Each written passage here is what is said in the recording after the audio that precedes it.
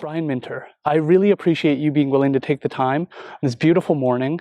I'd first like to just start by thanking you because I've been listening to a lot of the work you've done, your talk with Tim McAlpine, and it's very moving to know that we have people like you in our community because for someone like myself, I started from very little, my mom's struggled a lot, and Minter Gardens has just always been a part of the community, and we've come here since I was a little kid, and looking back on it, it's such a huge part of the community, and it was part of my development, my close friend Jacob's development, and getting to understand other people's passion more has been something that I've worked hard to do, because I think people like yourself set such a strong example for others to find their passion and move forward. So I'm hoping you can do a brief introduction, but I just wanted to start off by thanking you for taking the time and for everything you've done for our community.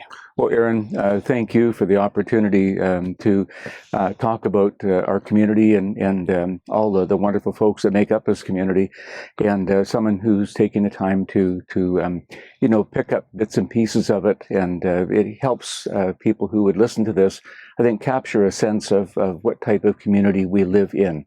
And everything we do is about community. It really is, and inclusive of absolutely everybody. So that's a very important thing to me. It really is. So not that I'm special, our community's special, and I think we all contribute to that in different ways.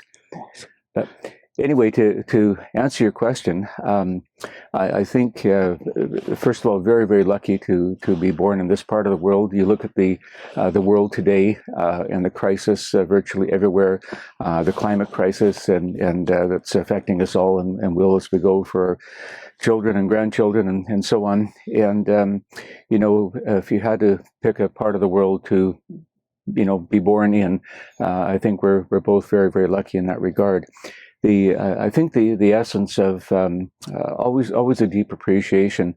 I remember being very, very young, and it wasn't about particular people in the community. It was the community itself. I remember growing up, in the early 50s, we've had the floods that came into Chilliwack in 49 and so on, and then 51 again. And what really captured me was this sense of everybody helping each other. Aaron, believe it or not, back in those days, nobody locked their doors. The community was, we always helped each other no matter what. If somebody was out of something, going next door to ask for things, and they always gave more than they asked. Neighbors who continually looked after you and made sure we were okay in different areas. That was the community we grew up in. It's a different time now, unfortunately, but that's the essence of what I remember. We had a great. Chilliwack's always been, kind of that different community. It's away from the big city, and a little bit isolated to still maintain the essence of a smaller town. And believe it or not, now we're the 7th largest community in British Columbia. So things change. But in going to school and early grades, it was very much community and school as well. We had teachers. Central School had their history a few years ago, and I was asked to speak at it, and how much that education in grade school made a difference to me. I lost my mother when I was 12, and to have that school, it's a support for me was absolutely great. And the thing is, in going into all through high school, that was my happy place. We had a family business, and my father worked extremely hard. My mother was a nurse, by the way. She was a caregiver, so kind of grew up with that. And to be successful in those early days was tough. He developed a floral business where he actually on 2nd Avenue in Chilliwack had greenhouses at those days to be able to grow product to sell in flower shop. But he used to give me a sense to get products for, special events in people's lives, weddings or funerals or special events. He would go to drive to Vancouver, which is 2.5 hours back in those days to Vancouver. He would stay overnight, sleep in his small van, and get up in the morning. And, when it opened at 6 o'clock, get what he needed and drive back to Chilliwack. And it was just very, very, I grew up in that environment of you did everything you could to help people and be successful at the same time. And it was tough.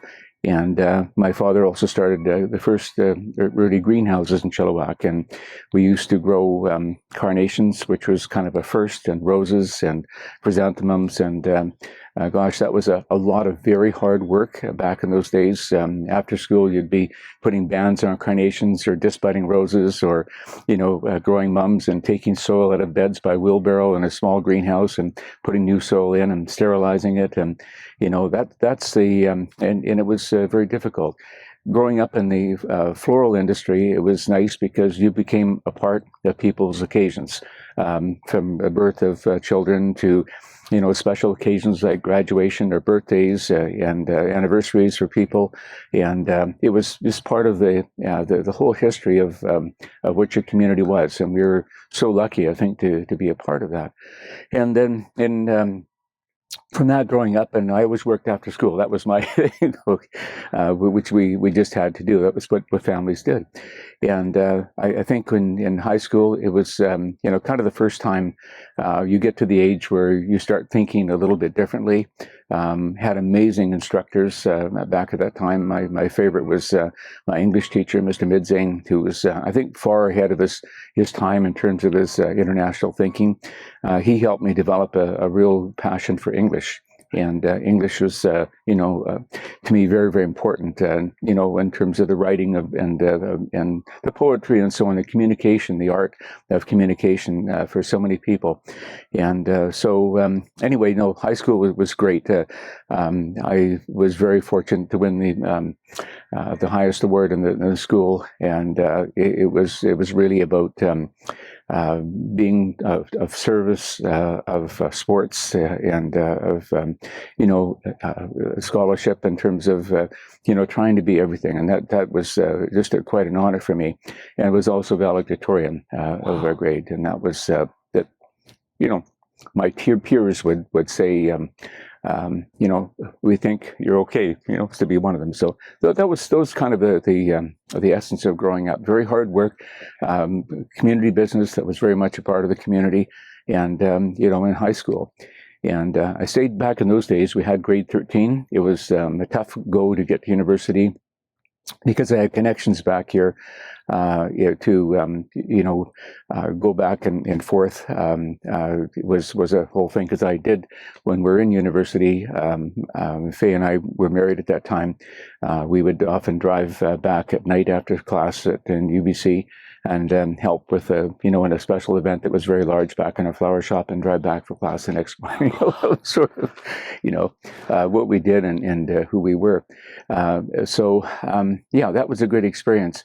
High school, I also met Faye. We were high school sweethearts, and she was a great basketball fan, and she kept score at the games and so on as well. So we kind of met there and just had a wonderful relationship that carried on into university. And we were married, and quite young, both of us. And off we went to Vancouver and to university life, and we'd come back in the summertime to work in the family business and so on as well. So it was really interesting and really fun. In university, it was kind of a different world for me. Faye went to business college. She was always very sharp-minded in terms of business skills and so on. So she went to business school, and she supported me as basement suites, and the biggest treat was an ice cream cone. On Sunday. It was not. Those are the best days of our lives. It was tough, but it was really good in so many different ways. So at the university, I really thought about being an English professor. I had a wonderful instructor, Mrs. Belcher, who I always remember put me in the honors program. She just thought that I loved English, and she put me in this program, and it enabled me to be able to get through this. Instead of taking 5 courses, you had to take 7 courses. You had to meet a minimum grade level, and one course was just an exam given by 3 professors at the end for a 3-hour session, and that was your only exam. Wow. You had to know your stuff. Yeah. And I know I wasn't capable of doing all the books and so on. So we formed a group of about 7 of us who met on a weekly basis. Each of us would do something. We discuss things and talk about it. And, just the relationships of people working together, that was a really great teacher for me. And, I always consider myself kind of the dummy in the group, and they kind of carried you along and worked with you, and that mutual support was awful good. And so that was something, and we had a lot of friends in university. People just from all over the world would be there, and we lived in a unique area. But the one thing is a opportunity came up to get into law, and I was always kind of intrigued. Our local lawyers, had the greatest respect for, and I thought, wow, these are great folks. And the stigma of law back in those days was somebody who was really caring, had a good sense of what the law was in the community and conveyancing and all those sorts of things. And so I applied, and I didn't think I'd get anywhere near, but I was accepted out of huge numbers of people going. And it was funny, the way I looked at every situation when you had this exam to write for entrance is whatever you thought would be the right thing. In law, it was exactly the opposite. Yes. And so I kind of twigged onto those things. So that was an interesting exercise. So because we had worked in the summertime, and I came back to my dad and said, look, I really would like to go into this new career. And he said, I've quite crippled with arthritis. I want to sell the business, and then if you're not going to come to it, but I need you for 1 year. So I reluctantly gave up that opportunity because you could not get back in. And we worked with him for a year. And in that year, we kind of opened a garden center as well as the florist business, because I could see a limitation in the florist business. And Faye and I traveled to some of the older, we thought, very astute people in the industry, both here in the United States. We went down to Oregon and Washington and found out the people who were great anchors in the industry. And we talked to them about their vision of the future for the industry. And they're such great people, and we just kind of fell in love with the industry. And we were kind of at the beginning of the garden center around the world. It had been in Europe for some time, but in North America it was relatively new. And it was a fortunate time because everybody was beginning to garden at that time. Everybody planted their own seeds and whatnot. That's what the community always did. But now it came time to have newer plants, and as homes were being built differently, what type of plants would fit and build that landscape and create that surround around your home that was much nicer, both indoors and out. And so it was incredibly successful at that time. And the nice thing, Aaron, about the business was people, no matter what walk of life they were from, it was so wonderful to be able to, everybody was equal in gardening. There was and nobody was better at it. It's just that people had a passion for it. They loved it. They all did it. And at that time, I would say the ladies were far more into it. They had that greater passion, but I'm seeing that shift today to young men as well. So it's a shared passion. And in the 70s, gardening was the #1 leisure activity in the world. It was on the front page of many magazines, and so the movie stars, right, garden, so it must be okay. And then so we had this whole history, And at that time, as we're growing the business and so on a Christmas morning, we happened to just go for a drive, as my wife's parents lived in Harrison. And I just drove off the road for some reason where Minter Gardens is right now, just looked at the property and said, wow, this would be a great place for a garden. And we talked about it over Christmas dinner. And Faye's dad went and saw the lady and said, would you be interested in selling the property? You know, unbeknownst to us. And she was a very nice lady. And so that started this whole process of you know, Minter Gardens starting. And it was, you know, talk about struggles. It never has been not a struggle. It's always been tough. We were turned down by every bank in Canada. And, you know, the interesting thing was a credit union at that particular time. And the manager, Bernie Proft, came to us and said, look, we've been following what you're doing. We think you guys are a very important part of the community. We'd like to help you get started. So that was like amazing for us because of Bernie. I think it was, he just saw the potential of that. And so we got initial financing to get going. And Aaron, today we look at, oh my gosh, 1%, 2%, 3%. The initial loan for almost $1 million was 17.5%. Oh my gosh. Our operating was 22.5%. Wow. And that was very tough. It really was. And we did that for, you know, numbers of years. So, you know, it was always a struggle. But the gardens were absolutely amazing. We had a chance to work with some incredibly great people to get it started. Faye's dad in particular worked so hard and helping us get you know, the place, you know, rotivated and you know, all the mechanics of what had to be done. And so many other good people gave us a hand. I went to people who, Mr. Livingston, Bill Livingston, who built Van Dusen Gardens and Green Elizabeth Park. And I went to Bill and said, so I got him. I said, you know, what do you think, Bill? And he said, you'll never do this. It'll never come together. It's just too big. He said, it's gorgeous, I understand.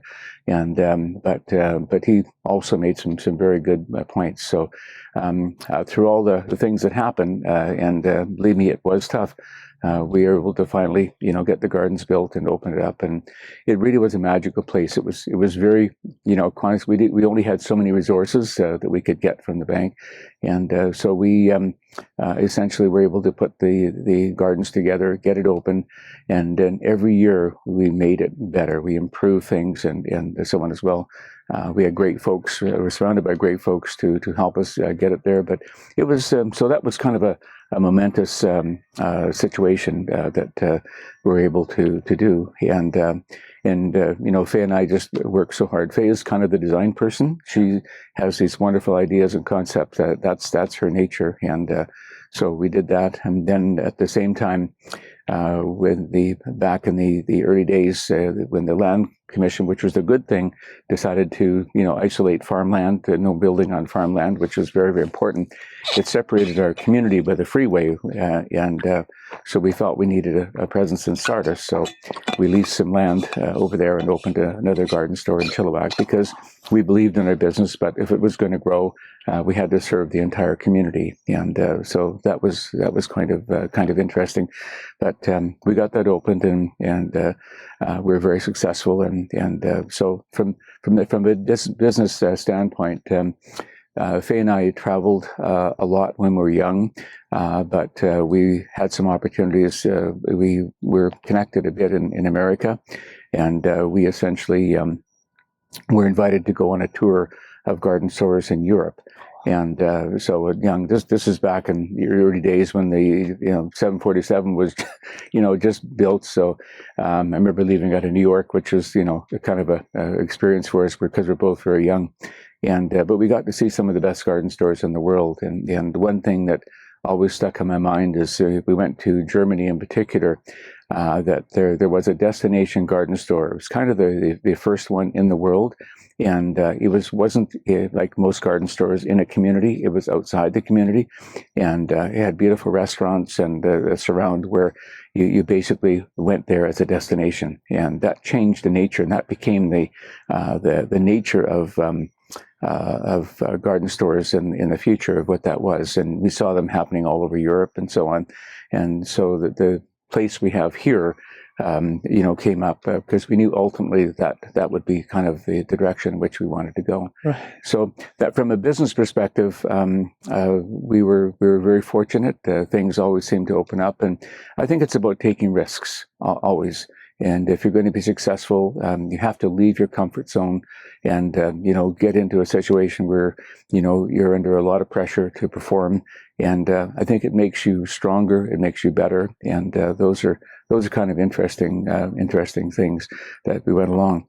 In terms of family, Faye's parents were always so great to work with, and my dad married again and to Frances, and they were really good. They basically ran the business, very, very hard work, and that where we started is when we, going back to the time we took over the business, we bought it from my dad. And that's where we, kind of got the beginning and that whole scenario of where it started. We're very fortunate to have two amazing children, and Faye was, raising kids as well as doing the books and everything else. She had a very, very tough life, and of course, but Lisa was just amazing. She grew up in this environment, and a few years later, Erin as well. And they are amazing young people. And but it's just from our perspective, that's what we knew. We had to fight hard to be successful and to be able to grow. The same time, family was incredibly important. And personally, I sacrifice a lot of family for to help the business survive. And but Faye and the both of us, well, Faye in particular, just raised the kids. And Lisa was very, very good at understanding business. She just, took to it very, very well. And she did exceptionally well in school. She went to one of the first graduate of business school at the University of the Fraser Valley. And then because we had so many contacts in the industry, that's the one thing about our industry. You have so many friends everywhere.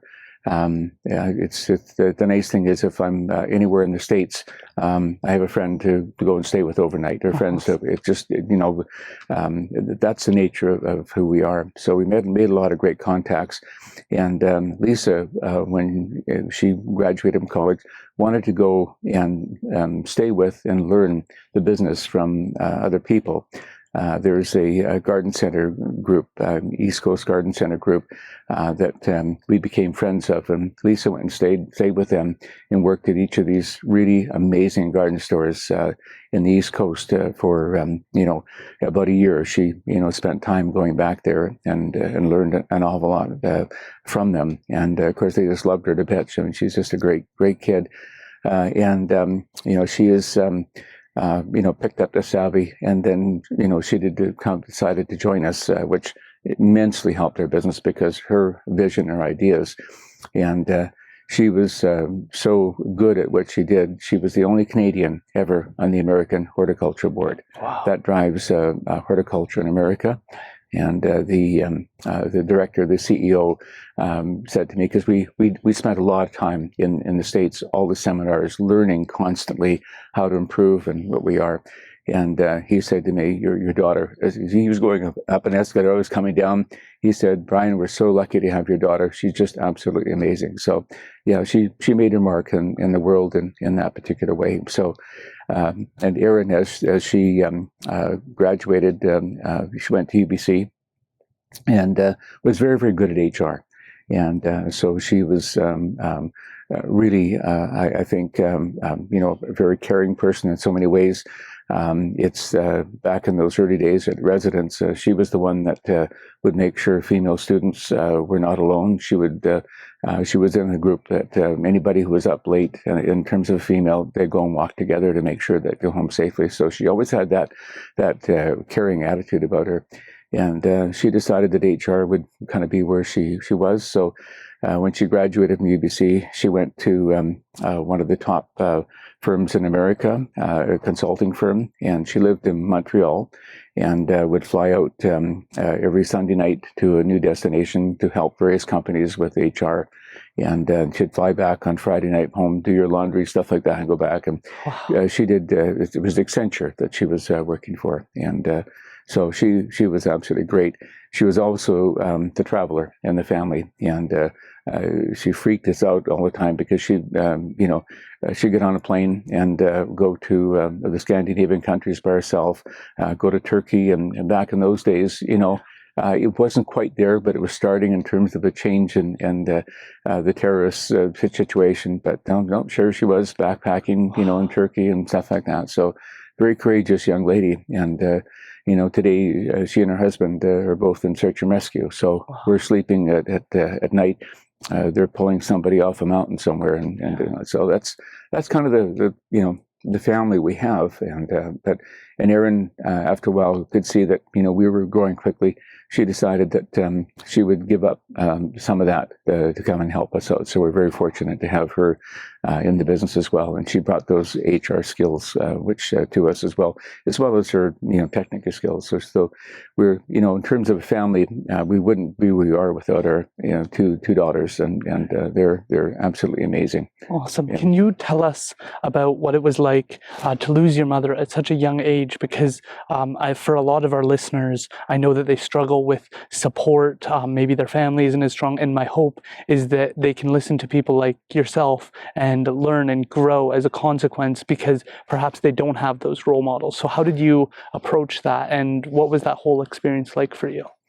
Well, it was tough because when you don't have brothers or sisters, you're pretty much it. But it was very difficult because my dad had to work hard to be successful, and it was very much business. So we had a great. My grandfather passed away, but I had a great grandmother locally in Chilliwack who was just really great. And our family overall was good. And my mother's parents were in Kelowna, and they were great as well. So having that support was great. But to be very frank, you're pretty much on your own. And that's why I say back at Central School, the teachers sort of wouldn't treat you special, but they were just, you had the sense they were kind of looking out for you. But it was because you're very much alone. You feel that, because I was very close to my mom, and how did you lose her? Working. How did you lose her? Sorry. Oh, cancer. Okay. Yes, when she was in her 40s. Right. Yeah, and but you get through it. You simply do. Like every day it gets a little bit better, and you just you learn to build other relationships with people, and I think that's where friends and associates and people, and that's where still at that time we had that feeling of community where people were kind, and so it's but no, life hands you situations, and the secret to every individual is how you deal with that situation. And it's devastating and it's tough, but you have to move on. You can't dwell on getting a bad hand of cards. You make the very best of every situation, and it's tough. Believe me, I know that, but you get through it. And and there were no support groups at those days. Right? You did what you did, but it was, and I still, here I am, 74 years old, and I still remember those days. But you learn so much in that situation, and you can't depend on people, and you learn to be very independent in yourself, in terms of what you're doing, and that independence is a good thing, because it teaches you to be stronger, and also the other thing is you tend to appreciate people a little bit more. and not be quite so insular, but to be in a situation where you can help other people. I know many youngsters have lost their moms or whatever, and have a chance to, and just the circles I know, to talk to the young people and say, I've gone through that. I know what it's like. You can do that, and so it's it's tough, but you rely on yourself and build your own character, because remember, it's all about how you deal with life situations that can make you kind of who you want to be. Yeah, for sure. And I'm interested to kind of understand more where the community came in for you, because for myself, growing up, we had very little, but people like Ron Laser from Decades and the owners of the Royal Hotel, the owners of Creekside, they were all so supportive that not having a father, there were always community supports, and I didn't know a world without that. And so when I didn't have other supports, I was able to lean into the community, and that's really given me a stronger respect and understanding of the importance and the impact community can have on a child. That's and right. so I'm interested to know, how did that develop for you? Because I'm sure a lot of people who know who you are, like Brian's a community person. He's very community oriented. Was that just a product of being a part of the Chilliwack community and seeing it every day? Or was there certain moments that really made you go, community is an important aspect for me because of how I've been treated by them? Yeah, and right from that very early time, back in the early 50s, growing up in a community where everybody looked out for each other. It was small enough back in those days, and it was a time where there was huge trust everywhere. So I kind of never forgotten that. But also during the time of growing up, the local business owners, a lot of them were mom and dads, right? And with their kids. And they, I can remember several businesses like your Decades and other folks for you who would, you go into the store and they'd kind of give you special attention. And there's quite a few businesses like that. I remember one of the fellows who did not have children or whatever, when the Rotary Club would say, bring your sons or daughters to Rotary, he would invite me to Rotary, and that was very special for me to be asked by someone. And that was, I grew up in that situation of you're treated like you're part of this community. You've had some tough knocks, and we're gonna just respect you for that and help you along. So and that still goes on today. We live in a different world, but in the smaller part of each community, there is still that absolute caring and making sure that we have a friend named Rusty Reimer, who is probably one of the greatest people. He's an architect with his son, and he's helped us create and build and all the things that we've done here. But he is constantly going to young people, and he'll come and sit down in a restaurant with them, and how can I help? How are you doing? How's your life? And so there are people like Rusty out there who, for no other purpose than trying to help, who give their lives to helping young people in so many different ways. And a lot of people don't know that. There are people out there who care, and that'll never change, I don't think. And there's always that group. All we hear in the media is how difficult things are and how challenging things are around the world and so on. And we never hear about these heroes who are just amazing people. And there's a lot of them out there. So we can never forget that. When you look at your community, there's all aspects of people, and but there's that core of really great people who are very sharing and very caring out there. So that is one of the things that I'm hoping to bring about with this podcast, because I think of my grandmother who recently passed away, Dorothy Kennett, and she ended up taking in my mother, Linda Pete, into her home from Cocolita Indian Hospital and raising her as her own. And then when my mom had me, raising me in a similar way. Yeah. And so those impacts, knowing that I wouldn't be here today had she not taken in my mother, had she not supported me, I would likely wouldn't be here, gives me this profound understanding and respect for the impact an individual can make. Yeah. And my hope is to capture stories like yours, stories like Trevor McDonald's, Tim McAlpine, these individuals who make such a difference. And my hope is that we can always go back to these stories and learn more from the people who kind of pioneered Chilliwack, who pioneered the communities and tried to bring people together. And so I'm also hoping that we can talk about your connection with your wife, because I think from what I've seen, a lot of people are very interested in Minter Gardens, as am I. But I think the true beauty is that you and your wife did this together from such a young age and kind of did it all together. And I think that that story is so, when we see it in movies, when we see it on TV, many people scoff at it and go, that's not realistic, that's not possible. The divorce rate is 50%. What do people expect? Yet we have individuals like yourself and your wife Faye who set such a strong example. And I don't want that part to be overlooked. I want to make sure that we talk about how you two met, how you proposed, and how you've worked together to build Minter Gardens and to build a family together, because I think that that is the most beautiful part of this whole story. Well, love at first sight, I guess, is something in terms of Faye.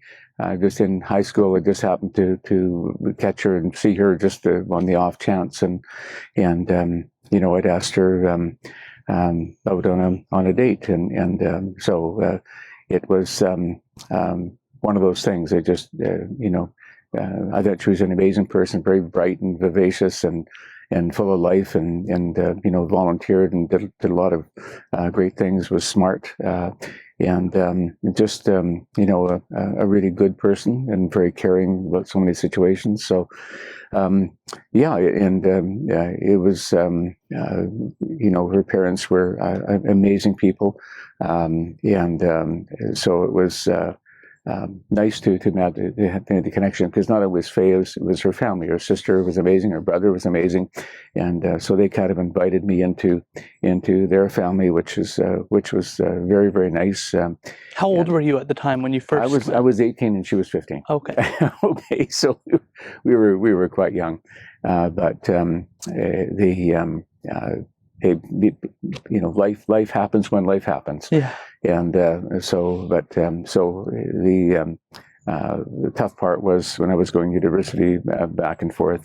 She was in high school, and so we'd get to drive back and work during the day, but we'd go out after in evenings and enjoy each other's company. And so no, it was just a process of learning about each other, and we just hit it off as something that was very special. I do have to say though, we got married in December 27th while I was going to school. She was now in Vancouver at the business college, and so everything we did, we had to do. There was no honeymoon, right? There was no we just could get back to life and get back to work. So our whole life has been like that. There's been no extended holidays or that type of thing. We work very, very hard. Have to give her the amazing credit because she has vision. I would come up with these stupid ideas. She was the level-headed person that'd say, okay, is this really realistic, and can we do this, and how we did. But she was so creative that it was, I could never have done it myself without her constant, keeping an eye on the bottom line. Are we going to survive this? Because, often we put all the chips on the table and say, is it worthwhile to do this? Yeah, because we'd both grow. But her talent at being able to, I would have this really crazy ideas, but she's the one that would be able to creatively be able to make it happen. And the realistic approach to things, which, I'm off of, on the next thing. But no, it's the two of us together, I think we did that. But she knew all the risks, and she took all the risks, and was willing to do it, and so supportive for the ideas. And unfortunately, because I'm more connected to the community, she would not get the recognition that which always bothers me, but because she deserves more than I do. But no, it's tough, Aaron. There is no easy way around this. It's just any couple who runs a business together will tell you how difficult it is to be able to have a private life, a family life, and a business. It's a tough go. And you go in every situation. You go from, there's always a crisis or always something that happens that you need to deal with. And, it's having the strength to be able to see it through, and the good times and the bad times. And I keep saying, when I was Chancellor of the university talking to the students, and my single message was, life is tough. It's not how you act and perform and run your life when things are going well. It's how you act and perform and work with other people when there's a crisis, and how it's going. That determines who you are. That's the core of what it is, because life is not always fair. Life doesn't make appointments. And so it's being able to go through those really tough times and get through, and you think there's just no way out. It's going back to that hanging in there, just having a thing. I'm going to mention one thing for anybody who has the opportunity. Faye and I both took the course together. Is the Dale Carnegie course, and Aaron, I would suggest that to you as well. It's about human relations. And it's understanding that people essentially, we all live our lives, but we all face similar situations. It's understanding people and their roles in life, and little things like, the most important sound to anyone in the world is the sound of their own name. So, using people's names for them, learning their names, and that's so important. Hi, Joe, hi, Sally, it's good to see you, type of thing. It's, and also when things go wrong, when things go terribly wrong, it teaches you how to look, what's the worst possible situation that can happen. That's the worst. And virtually never is it that situation. It's always something that's less than that, but being prepared for the worst, mentally preparing yourself. And, it teaches you how to get through the very difficult situations in life, but also how to respect and understand other people. That's what it's all about. And again, learning people's names, and, the old adage of you have 2 ears and 1 mouth, act in that way, learning about people, caring about people, and building relationships with people. And so that's a course that, I carry with me all the time. We drop off the wagon, we fall off the wagon all the time, right? But that's something I would really recommend to everybody. And not just read the book, but to the Dale Carnegie course. It's out there. It is one of the best teaching, and I'm sorry we don't teach it in our schools.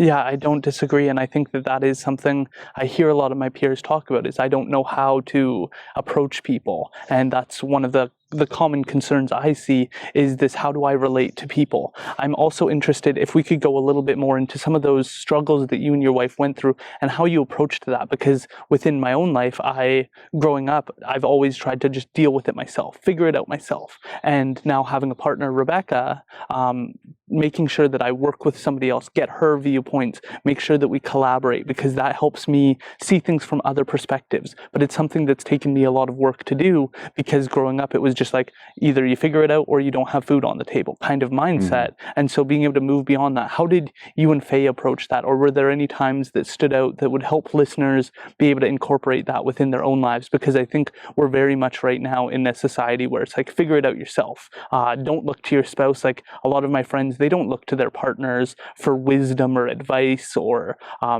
helping hand. They're like, we're close, we hang out together, but when it comes down to it, it's me. And so I'm interested to know, how do you two communicate when you're making tough decisions or facing a crisis? Well, first of all, you have to work together, because otherwise that's the beginning of the end of the relationship if you don't. Faye is very smart, and she has good instincts in terms of that. And, going back to Dale Carnegie's, we both drew on the experiences from that, and how do we get through this type of thing. But no, it is. It's bouncing it off each other. So how are we going to handle this? What if this happens? How are we going to, get through this? And many cases for almost 40 years, with the huge debt we had at the gardens and our main business having to subsidize it to keep it going, we could fail at any time. It's always that possibility out there, and we've had 40 years of that, is just, and other things that happen in life. But it is you have to bounce it off each other, and as tough as it is, it's just appreciating and listening to your partner's perspective on things, and the good thing is being able to not you just hate doing this, but when someone points out your mistakes, I don't have that mistake. Well, you really do. It's listening to that and understanding that, hey, you're making you don't do a lot of things well. How can you improve? And realizing that sometimes you're not always right. And, in many cases, it's because you do things in a certain way that doesn't work out. So how do you go back and correct that? And I think it's self-examination as well, looking at it and saying, yeah, that really was my fault, or we got in a situation because, we did this, and so on. So, and you have to remember, the other thing that I always say to young people, particularly, is the best thing you can do in the world is fail. The absolute best thing you can do. It teaches you so much more than being successful. You learn from failure.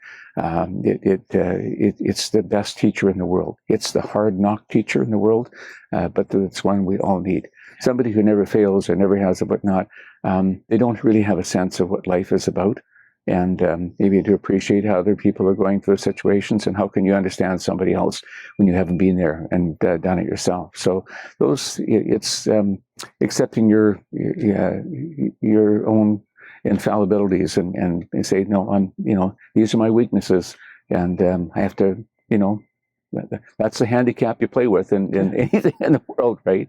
Is just learning that you do make a lot of mistakes, and how to improve those mistakes, how to learn from failure, and when do bad things or silly things or goofy things or whatever. It's okay to do that because it happens to all of us, but how do you learn from that? How do you grow from that? Yeah. Wow, that is really good advice for people, and I think something that we need to hear more of is this willingness to face adversity, make mistakes, and grow from it. Can we also talk about your decision to have children and what was going on in your life during that period? Because as I'm seeing, there doesn't seem to be this same desire that I've seen growing up to have children, and the benefits and the community spirit that comes from that. It doesn't seem like that's being promoted right now. So I'm interested to understand how. Yeah, it's an interesting question. And, you go back all those years, but I mean, first of all, back in those days, in the 70s, it was pretty much the tradition that you would grow up and have children. I think part of it is being able to create a new life that was part of who you are. We're not going to live forever, so how do we take what we are and create a new life that would perhaps be better than ours. I think I never had brothers or sisters, so for me it was so very important to have children. That was my only family, right? Essentially at that point, and no, I think it's a question of it comes down to the essence of what family is. And it's more than, to me, more than just two people. I mean, although in today's world, that is a family. It's a new reality. And you have to understand people's perspective today from all walks of life. So maybe that is a family. But back in those days, it was in our personal lives, and from the history of our own families in terms of, you look at your history, you don't think of that at the time, but the sense of wanting to build a family and create a family that you could share things with and teach things with, and it's a very good question. It's a very tough answer to that, but it's a sense of creating and building something. In today's world, where we have a population, going to be 9 billion people on Earth that can't support it, those are different questions. There's new things that come into that decision, but essentially, it's and maybe you can create something who a child or whatever that has an opportunity to do things that other people don't see and create something new in the world. And so it's a whole combination of things, I guess, that would go through your mind. Like initially, you don't think of all those things if you just want to have create a sense of family around you. And I think that was really the big thing. Is the operative word you keep using is family. I think that was really the driving essence between wanting to have children. I think that that's so valuable, because I kind of think about where we are right now, but I also think about what matters. And it feels like right now in our society, career is top notch for most people. When you ask, what do? You don't ask what your family is. Yeah. And I look at Indigenous communities, and it's still very much like, who's your family? Yeah. We don't care what you do.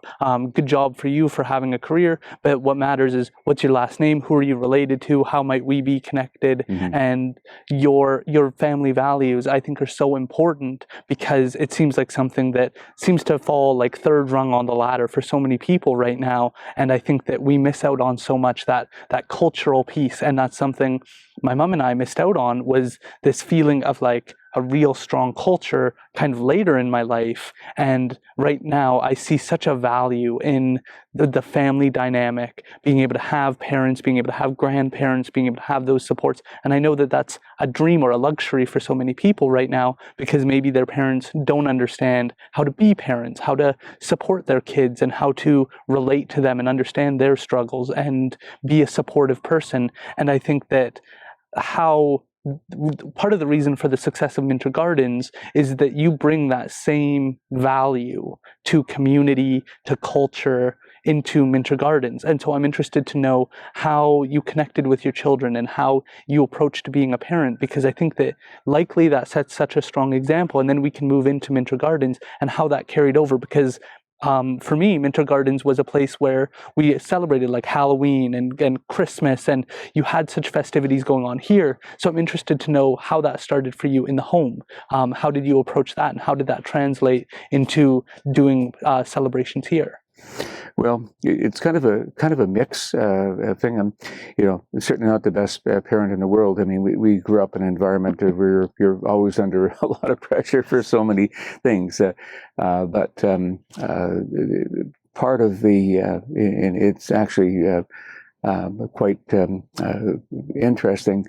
Whatever seasonal things are important in terms of, I think, family's life. There's always birthdays and that in anniversaries and the birth of the children, that type of situation.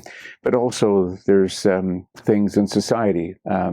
And how you take this is different. We just had a very personal interpretation. What is Valentine's Day? And I keep writing articles in the newspaper. It's no longer about your sweetheart.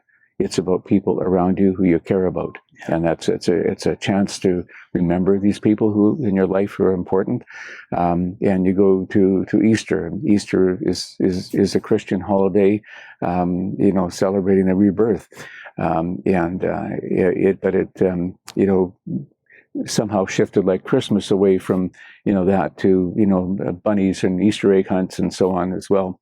And also every season, Thanksgiving, getting together with family, and Christmas, of course. I mean, the world's, whether you're a Muslim or any other denomination, Hindu religion or any of the religions in the world. It's funny. I get phone calls from people because, in CBC, I know everybody. Brian, I need a Christmas tree, and I want to tell you, I'm Muslim, but I want a Christmas tree, and I can't find. Can you get one to me in Vancouver and do something like that? Those types of feelings transcend a lot, and people connection, because we live in a very diverse world of many different people. And early on, I think we discovered that our kids are very much a part of that, because at Easter they would be Easter bunnies. Both the kids, they would dress up in Easter con and hand out candy to young children and so on. So that's sort of the connection we had in terms of family. At the various seasons, they would dress up in Halloween costumes and so on. So the seasons, because we found that we're so fortunate. We first of all loved our customers because they were the reason we were here. Without them, we wouldn't survive. And we saw young parents coming with children and their grandparents, and that sequence of young people, becoming the mums and dads, and then becoming the grandparents, and so on. Those relationships were important to us. And through the seasons of the year and the celebrations of various aspects of what society did was a chance for us to connect with people. And the little things like getting little notes from people that thanks for doing that, or our kids really enjoyed that, or grandma really had a wonderful day because you said hi to them, you did something special for them, they gave you Easter candy. I guess you're talking about community, and it's what experience can you provide people that you work with and associate with and whatever, what experience can you provide that lifts their life a wee bit? Right. And I think that's it. And our kids have always been involved in that, willingly or Easter money. But the point is, they too could see that by doing things like that, it's touching people and giving them perhaps an unexpected experience that was just, maybe that was just the one thing that made their day happy. And all the way through the year, it's just what could you do to help people have a better experience? And that's what we always did. We did it as a family. Yeah. And I think all of us had input in how you could do that. The things like here, the light show we did for many years, we never made money on those things. It was always, could we do something that provided a neat experience for people? Yeah. And the reward was people saying, "Gosh, I really enjoyed that. That was just nice. Nice you would do something like that," and that type of thing.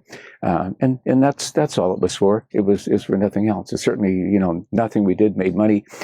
Some of the things like the late show, it just became too expensive to do.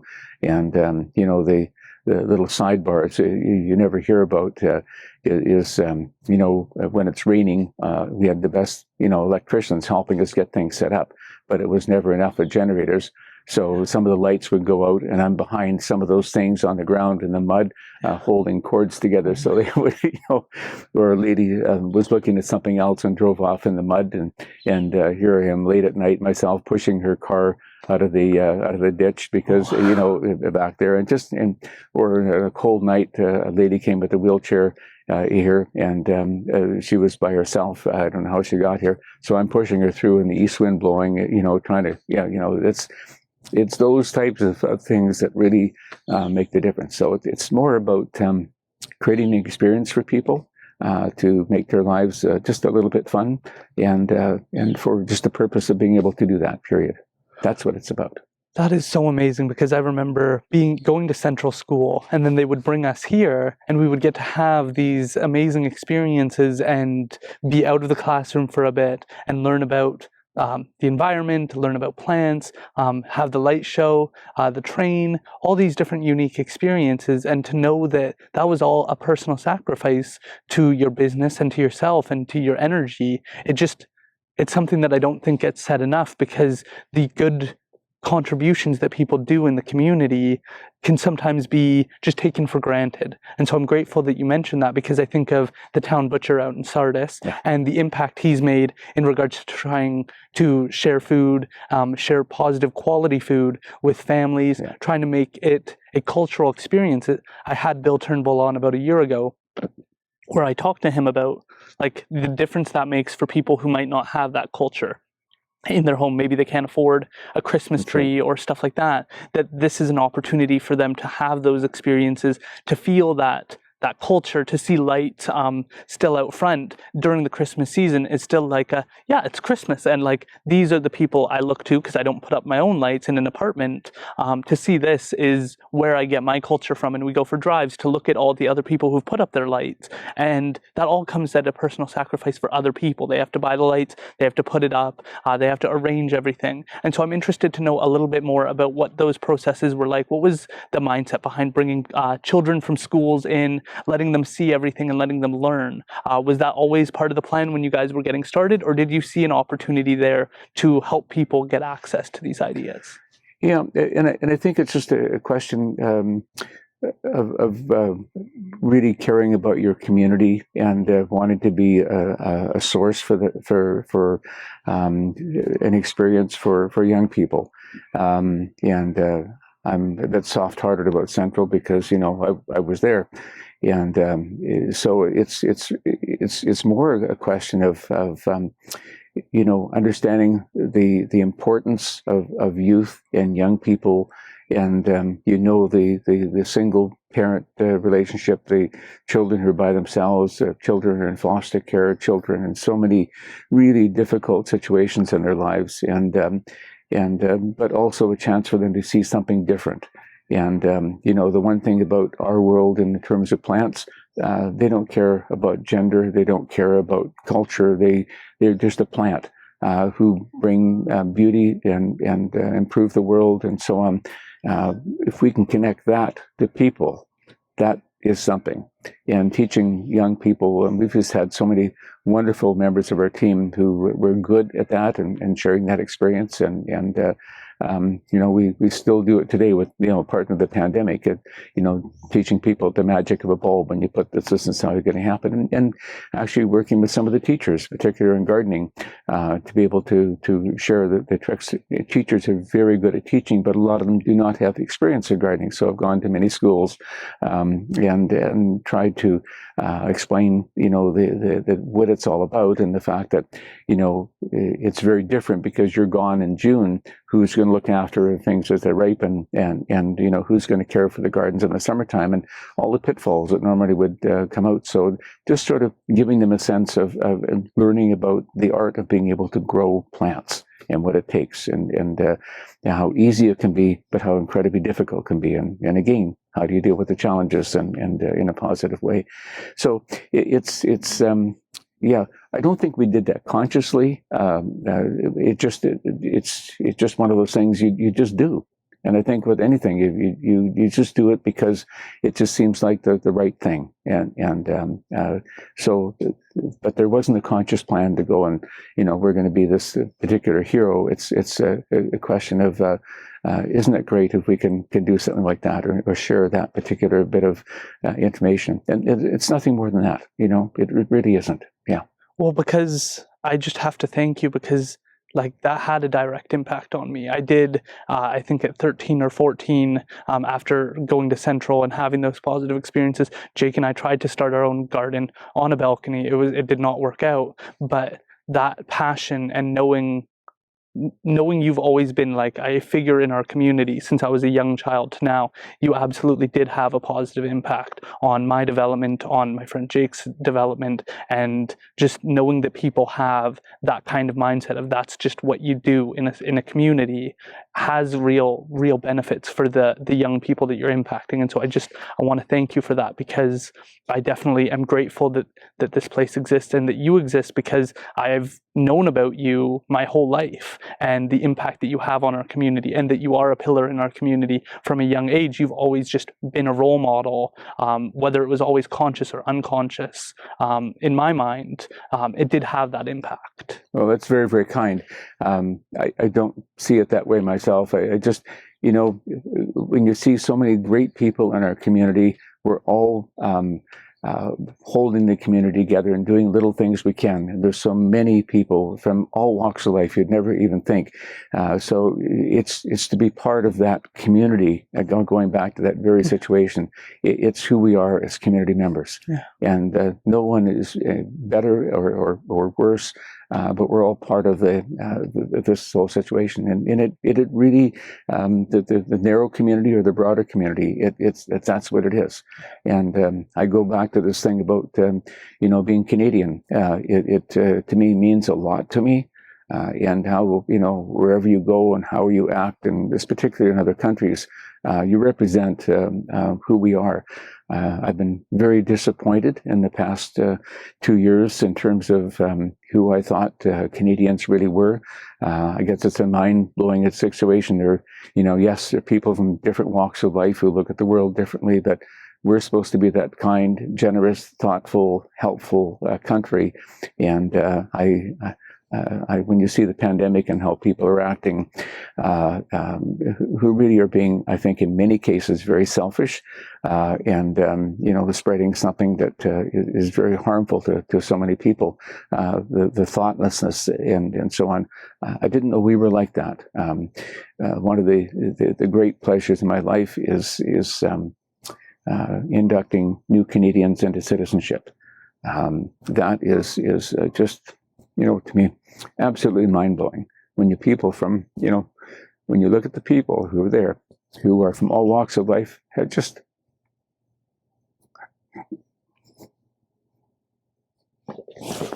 hope you got this up. No. People who have had just terrible experiences in life growing up in countries where it's just not been fun. It's been really hard. And you have a chance to, it's already been done, but you have a chance to celebrate with them their becoming Canadian citizen, taking the oath of citizenship. And I treat that as, I'm sorry. No, it's okay. I think that this is so important because I think that we've really lost what it means to be Canadian over these past few years, and your passion and understanding of what that means, I think, is so important for people to understand. Yeah, and when you look in their eyes, and you do the oath of citizenship in English and in French, I make a mistake in French or whatever, and I laugh, and they laugh with me, and it shows we're on the same page. We care about this country and want to be Canadian. And when the ceremony is over, to be able to greet them, it's just that welcome to our country.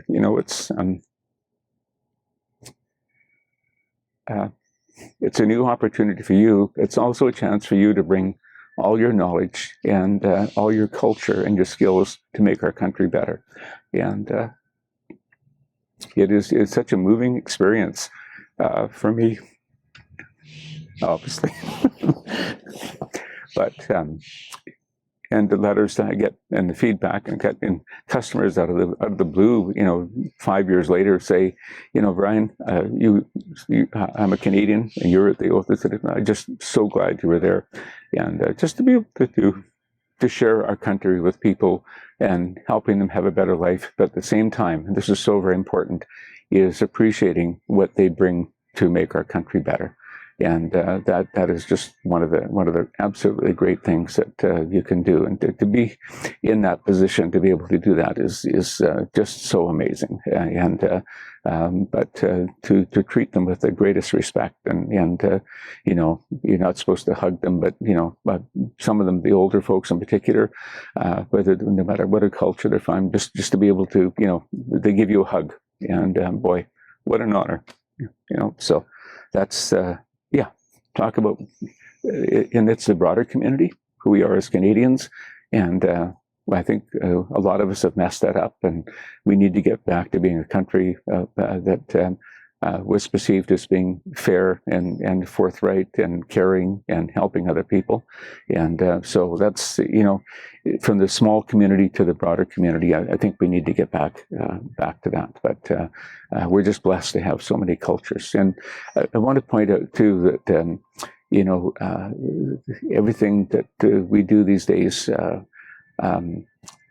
is about understanding reconciliation from our First Nations. My grandfather was very much a loner, and I think I picked a lot from him as well. And one of the great things in his life was the elders from the First Nations around would come and sit with him on the porch at night and tell their stories. And he shared that with me, and that always stuck with me as being, what a privilege that he had to be able to have that. And we, at the university, made many of the leaders and particularly the elders, professors and honorary doctors and so on. And sorry, this is tough. I'm so grateful that you're sharing this, though. One of the ladies, and when I would see them, they'd come in, they didn't know anybody. It's like a foreign, these are educators, and they're, wearing gowns and stuff like that. And I'd see these wonderful elders come in. I'd go and sit with them and laugh and joke and kid around and so on. So that was fine. Everything was done and whatever, and then they have a dinner to recognize them afterwards. And this gentleman was with his family, and so I sat with another group. I didn't know who they were, and they were from a support group for First Nations from the government. And the lady said, "You should be very, very proud, Brian." And I said, "Why?" And he said, "I'm sorry, too emotional." You should be very proud, Brian. And I said, "Why is that?" And he said, "Well, I asked Mr. And there was several of those wonderful folks. What was the best part of the day?" He said, "The time they spent with you." And I was also had the privilege of speaking to the Invasive Plant Council in Vancouver, and the people from all over the world were there. And the great thing about any of these meetings right now is we have First Nations come, and these folks are particularly amazing. They non-discriminatory about the white folks and diversity and so on like that, and said, this is our heritage, this is our land, and we welcome you. And they were just so good at their songs, and their presentation of say, when you leave, we want you to make sure that you enjoy yourself and you get home safely. And so at the end of that, the gentleman in charge said, "Brian Minter," and I said, "Why now? What did I do?" He said, "We want to thank you on behalf of First Nations. Of all the people, you have been so supportive, so helpful, and working with us over the years." And so I thought that blew me away. I can't even talk about that. How important that is to me, non-deserving. But also we are now with tourism. I think we're the first in the country. Working with our local First Nations. We had a First Nations Advisory Council, Dan from Kamloops, who is a First Nations consultation firm. We got together for 3 days or parts of 3 days to talk about how we can work, and the best we could hope for was to be a trusted friend. To have that relationship. So we spent 3 days of working together, and oh my gosh, did we learn an awful lot, understanding this whole settlement issue and this whole privilege, the white privilege we have, and the entitlement that we have that never even give a thought to oh my gosh, here's these wonderful folks we live with and don't even appreciate and understand them. But going through that process and gaining their respect and trust. So we have kind of the first agreement, we think, in the country in terms of how we work together. That they will be on our tourism board as representatives of First Nations as we move forward together in building tourism and all the First Nation things.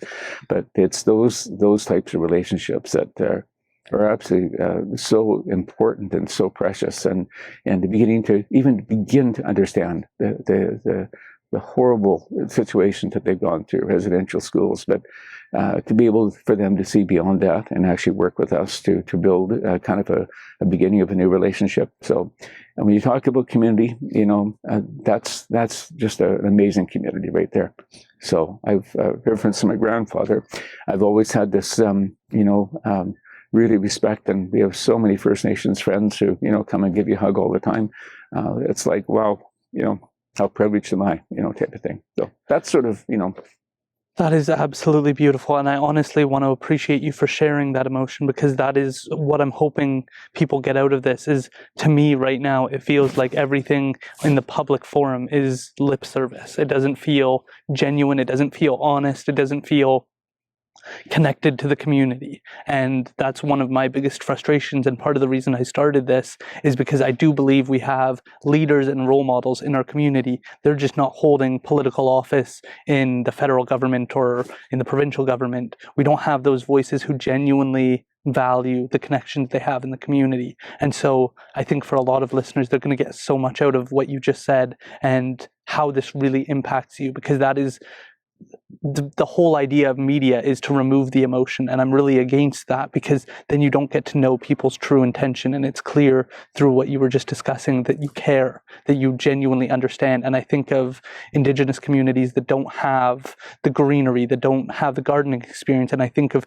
people like yourself as stewards, so that when Indigenous communities are ready, they can come here and they can get started, and the resources, the knowledge, and the wisdom of how to take care of these plants and how to take our role back as stewards for our environment and for our areas and for our land. I think that that sets such a strong example, because I'm sure that many of those Indigenous people do come here to learn, to reconnect with things that we've lost in our culture for so long.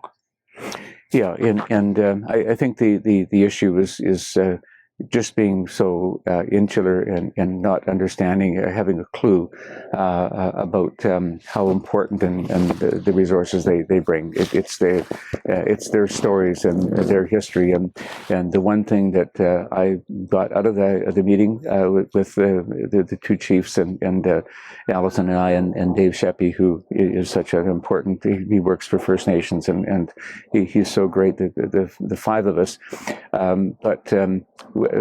Chief Dave and Jimmy and Ernie, they both said, you know, when the elders talk to us, they say, this is what we want you to do, but do it in a good way.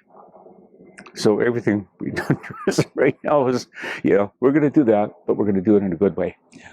And that understanding of how important it is to the context of what that really means.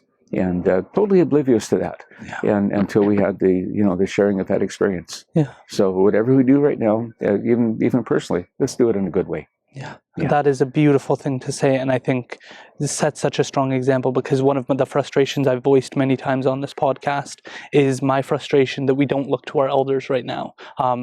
Western culture seems to look at seniors. You're done. You're finished. Right? Yes, go retire. We'll get the young ones involved, right? Exactly, and I think that is such an error, and not one that Indigenous communities seem to make. They seem to have this very deep appreciation for the wisdom, the stories, and the knowledge that the elders carry. And it's frustrating to me, especially during this pandemic, to see all of the care homes for the elderly just not really prioritized at all. Yet no. These are supposed to be our sources of knowledge on what was World War II about, what was World War I about, why were we involved in these, why did this matter? Like today it feels like my peers feel like, well, that was silly that we got involved in that war, and like war is stupid. And it's like, you don't understand the disagreements we had with Stalin, with Hitler, with Mao. These were important issues that we were facing, and the willingness for Canadian troops to get involved, to go into Afghanistan as peacekeepers, to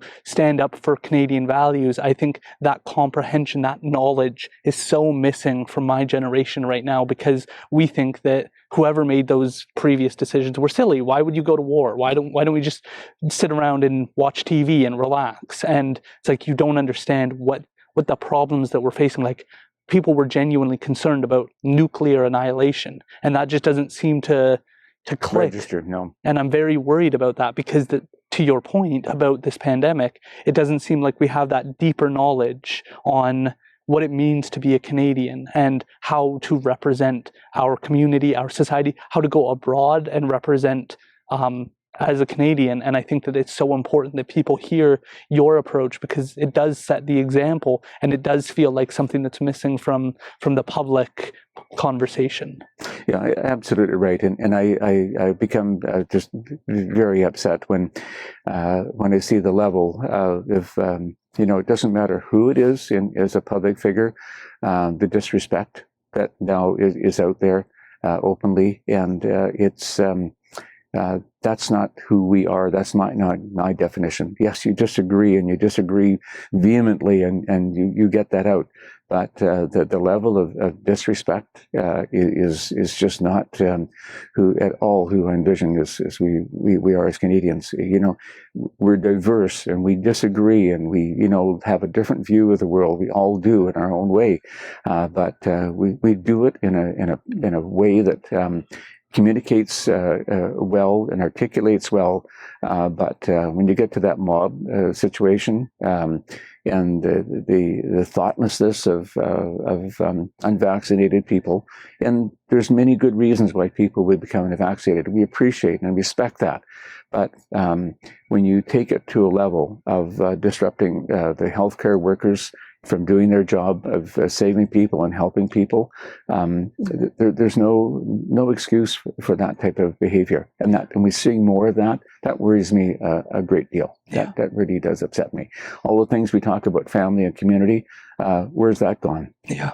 That is very disturbing to me. Yes, and I hope that through hearing this, people can look at things from a different perspective and grow from listening to people like yourself, listening to people like Trevor, who do work hard to serve their community, who do sacrifice their personal lives, their comfort to try and bring things to the community. As you've said throughout this, you've sacrificed to invest in the community, and to have the community make these certain decisions and approach things in this way it must be frustrating, because you've invested so much, and that kind of reaction, especially to healthcare workers. Like, I still remember, I guess it was a year and a half ago now, when we were all banging and making sounds to try and support That's and right. show our gratefulness, and protesting outside of the hospital, I think, to your point, is the exact opposite. It's whatever the reverse of us all stopping at 7 p.m. and banging our bells and pots and pans to show our support. It's the exact opposite. And I think that there is a level of thoughtlessness and sticking it to people that is very concerning. And I think that it misses that mark on community and being a role model and trying to set positive examples. Yeah. Yeah, that's precisely it, but we have to work hard to bring that back. Yeah, you're never going to win anything through confrontation. Yeah, it's finding common ground to be able to reason this through, that is how we have to be able to solve this problem. But we need to be doing it. absolutely. Sitting on our hands is great. I wrote an article in the Vancouver Sun. I really appreciate Ian Mansbridge, Hannah Mansing. I know him from CBC. I've been there for so long, and we often sit down and talk. He was interviewing two scientists on climate change, and as Canadians sitting on their hands about climate change. Well, this is really bad. Yes, we're in a crisis right now. Ian asked two of the scientists, so what can we do as individuals to do something? And both of them said, well, find your like mates, build community within, and I disagree with that. Stop driving your car so much. Turn your temperature down a little bit. Stop consuming so much. Those are the little things. That's what Ian was trying to get at. And you see the letters I got back from people saying, "Thank God somebody's thinking like that." It is. We just have to get back to that. It's not somebody else's problem. It's our own problem as individuals, and we have to get back to the point of taking responsibility. For the environment. We can all do so many things, and we can do it right now. We don't have to wait. Can you tell us about that? Can you tell us what it's been like to have such a deep connection with the environment and to have kind of watched what's been going on since you started this business to now see, like, this conversation feels like it's been going on for 20 years now, and it still feels like parts of it are debated. From your perspective, what have you seen being in this industry for so long? Well, I just wrote another article from a green perspective, planting billions of trees. There's data now that planting more than billions of trees. Pakistan, of all places in the world, you would think in terms of, because we so don't understand countries. Pakistan is a great country in so many different ways. They're planting 10 billion trees in Pakistan. We have a 10 billion tree program going on now in Canada, if they ever get to it, and so on. But the questions is the ignorance. Well, what type of tree? Where they're going to be planted? Who's going to maintain them? What size of tree are going to go in? And how soon is it going to have any effect? We're so superficial in all the things we do. We just don't have a deep understanding. It's the carbon emissions. We just have to get those carbon emissions down. So whatever that takes. And we're as guilty. We have a furnace in our home. We have heaters in our greenhouses. And so, we need, in terms of the whole situation, we all need to do better, and we need to start that very, very quickly.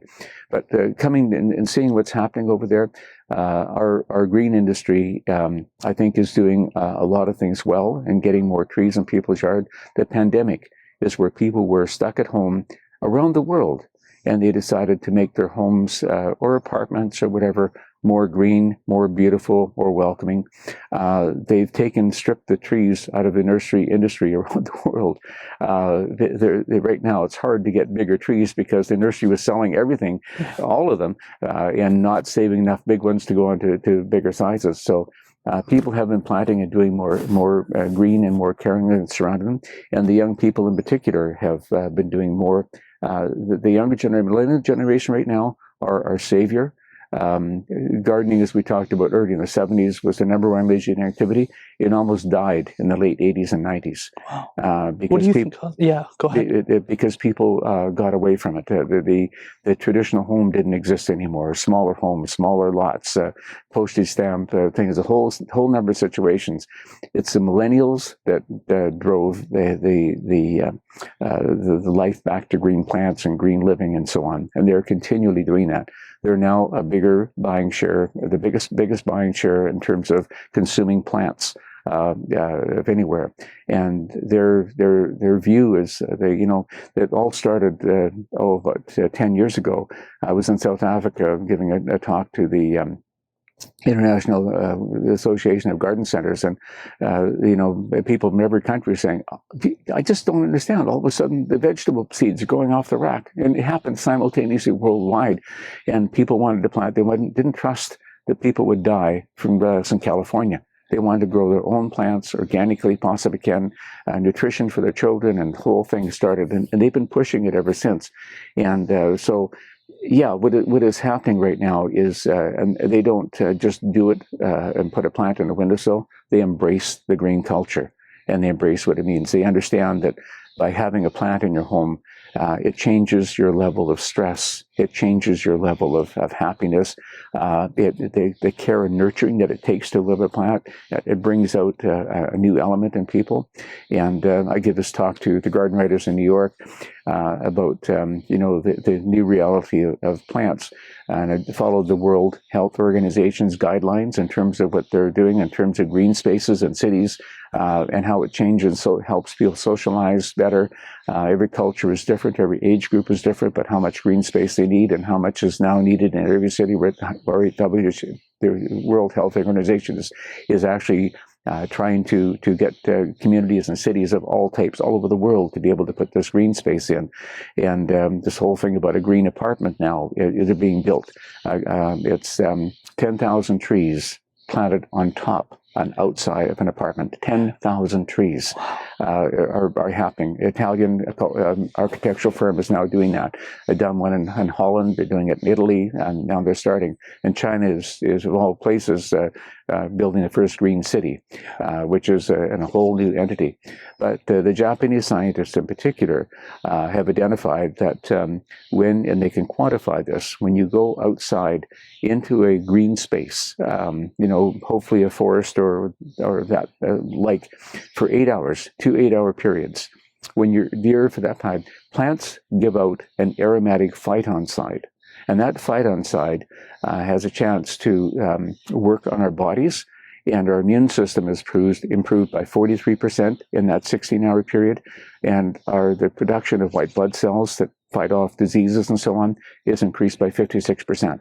And that effect stays with us for about 30 days. Wow. So we now can scientifically identify that connection to green and how very important it is in various ways. And this is where green space and all these things. And Vancouver, quite frankly, is one of the great cities in the world for being able to be able to do that. Yeah. And all the cities. I think of Surrey and the expansion. I get to work and write about the urban forestry and where that's going and so on. So there's a movement now to surround us with green, and those things are all beginning to happen simultaneously. But people have to understand the importance of of what that really means, but it's so diverse and so technical, and there's so many holes in all the arguments and so on. But the point is, it doesn't matter. Shift. Yeah. Consume less. Live in a cooler environment where you don't have to, have your feet up and so on. So, and use less energy, and start that thinking process. But it's got to start now. It's not, it should have started 10 years ago. The environmentalists were always the bad guys, right? And now, quite frankly, they're the heroes in terms of having that vision a long time ago. So, yeah, but I'm trying to put this to answer your question in terms of our industry. We've been good players and we've been bad players, and we need to improve what we're doing. But we are at least getting more green things in people's lives. Yeah, I think that for so many people, myself included, learning about the air quality that you end up with if you keep your windows closed in your house, you end up having worse air quality than if you go outside and obviously inhale the air there. And so considering these ideas and being able to put it together for people so that it's accessible, I think is so important right now, because for some people, they're like, I don't want to have to maintain a plant. And it's like, but you have to. It's like people require different arguments depending on who they are. And so for me, it was like, I don't want to breathe in low quality air. So we have like aloe vera plants, we have like snake plants, we're trying to get things into the house so that we can be confident that when we're breathing in air, that it's high enough quality so that we're able to focus on our work, so that we feel comfortable in there and relaxed. And I think that you're right, my generation is really waking up to the fact of like, how do I make this a green, comfortable space to work in, live in, and not have to stress so much about needing, there was a whole idea of like grounding yourself, and there's been different movements that have helped people start assessing the idea that like, it's probably not a good idea to stay in your apartment 7 days a week and never go out into a forest. And I think that learning about the relationship with plants and how that impacts our immune systems is so important during a pandemic, that's another thing that frustrates me, that we haven't talked more about how to be healthy, not just how not to get sick, which is what it feels like we focused on, how to live a healthy, meaningful life. Because talking to the artist Lucas Simpson, he goes out and he tries to draw trees, and he talks about how the tree feels like a real thing to him. And having Eddie Gardner, the elder, on and him sharing how he talks about the trees. He doesn't call them trees, he calls them the grounded ones. And changing our relationship. I think I mentioned to you that Paul Stamets came out with a documentary called Fantastic Fungi, and they talk about how trees actually communicate with each other through mycelium. And I think that one thing I'm really waking up to is that we treat plants like they're less alive than perhaps dogs or us. I'm wondering if you can expand on that a bit. How do you view plants in comparison to the average person who doesn't have any gardening tools? They don't interact much with plants. How do you view them? Because they are alive. And so what is that perspective for you been like? Well, if I had a happy place in this world, it's up in an alpine meadow somewhere. I had a chance 2 years ago to go to Switzerland, and one of the really great experiences in my life is 4 o'clock in the morning to get up in the summertime and just take off by myself in the dark, running up the mountain, and being the sun's coming up, be in the Alps with just so much color and beauty around, of so diverse and so on. To have the privilege of being in that location is absolutely amazing. So, you know, is that my happy place? Absolutely.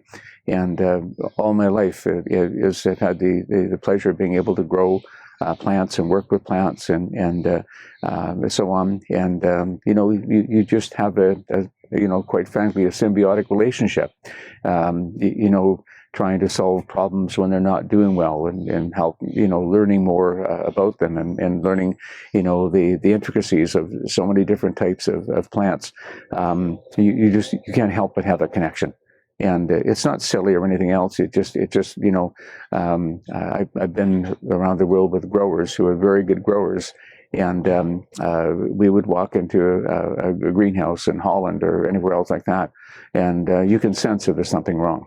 You could sense if a plant is wilting. And I really annoy some of our people here.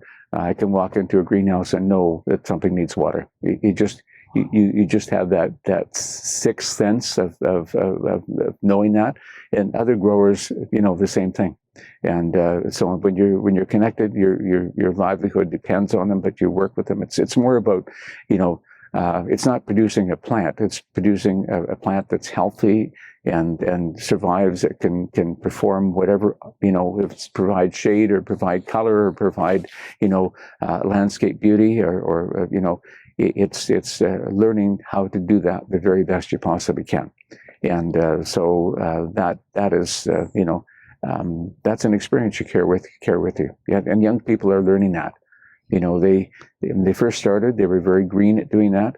And it's partly because, you know, the traditional family or grandma would always teach, the matriarch would always teach the kids that went sideways.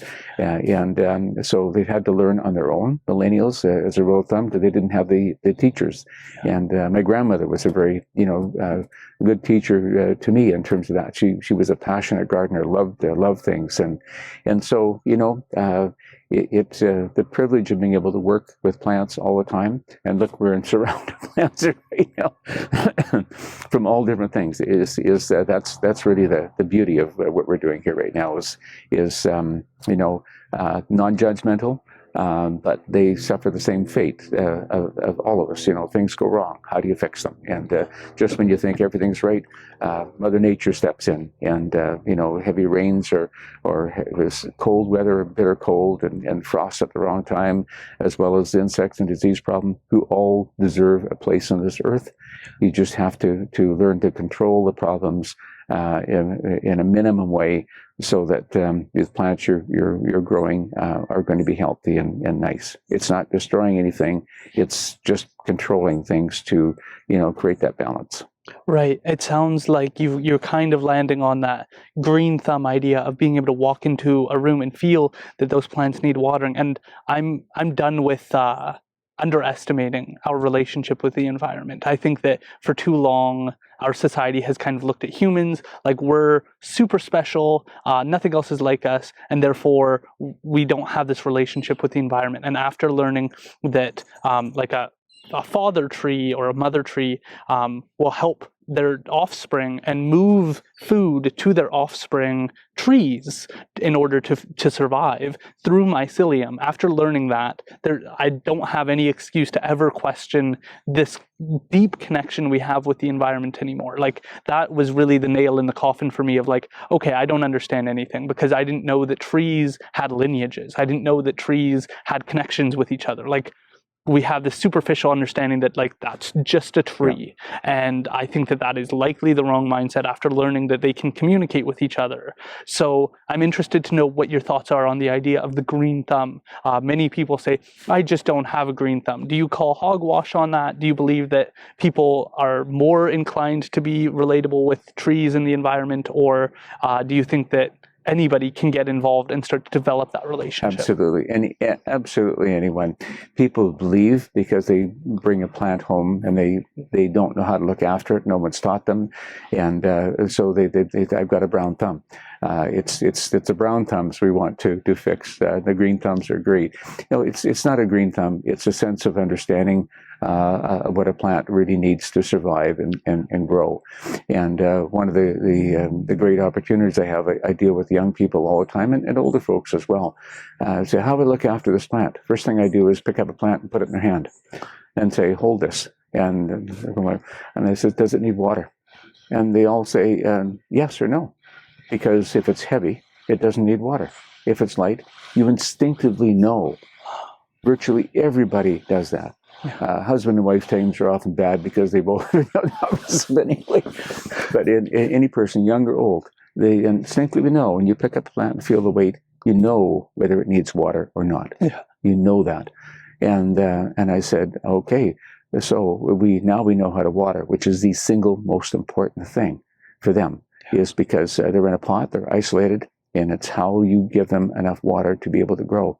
Next, they need some sort of indirect light or light to be able to survive.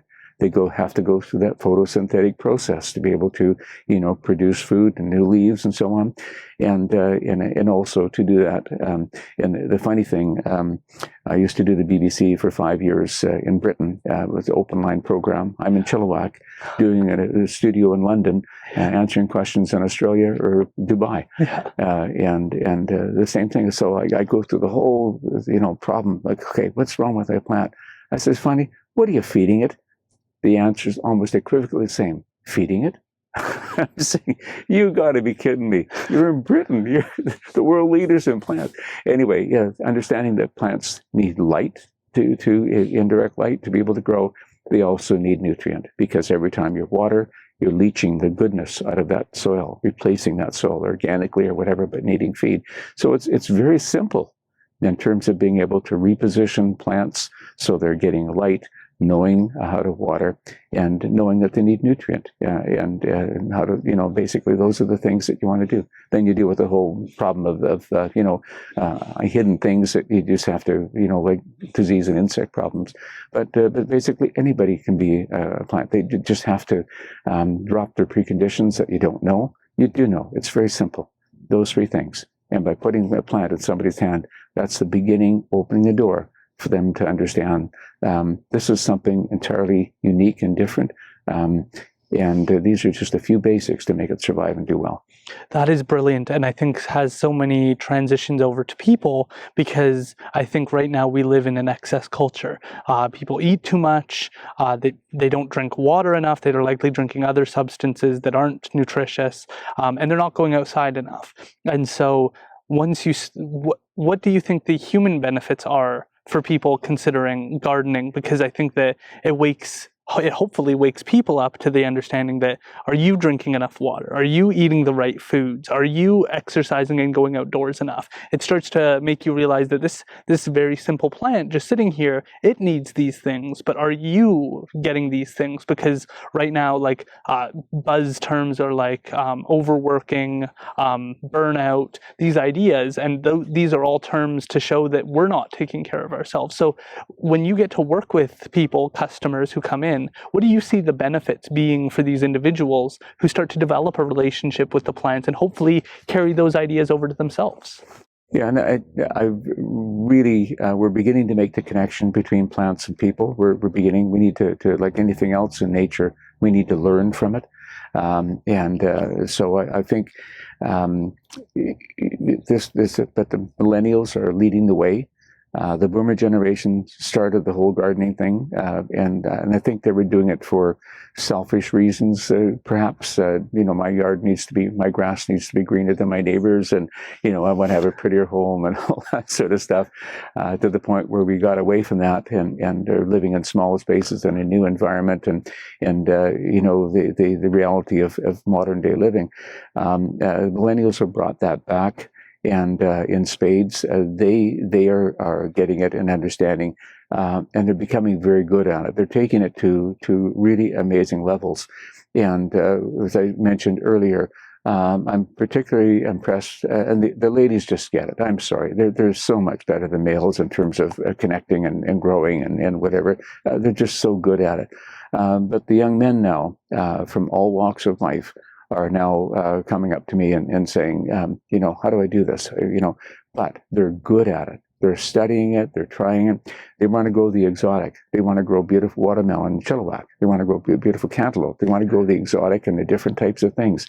And they're trying so hard. They're becoming very discerning in terms of the plants. And that's what it takes, is a discerning attitude to be able to pick from all the things that are going to grow which ones are going to perform the best with the least amount of disease and insect potential, the new breeding, and which ones are going to have the best flavor, and so on. So that as you get good at it, you become more discerning and look for those different things.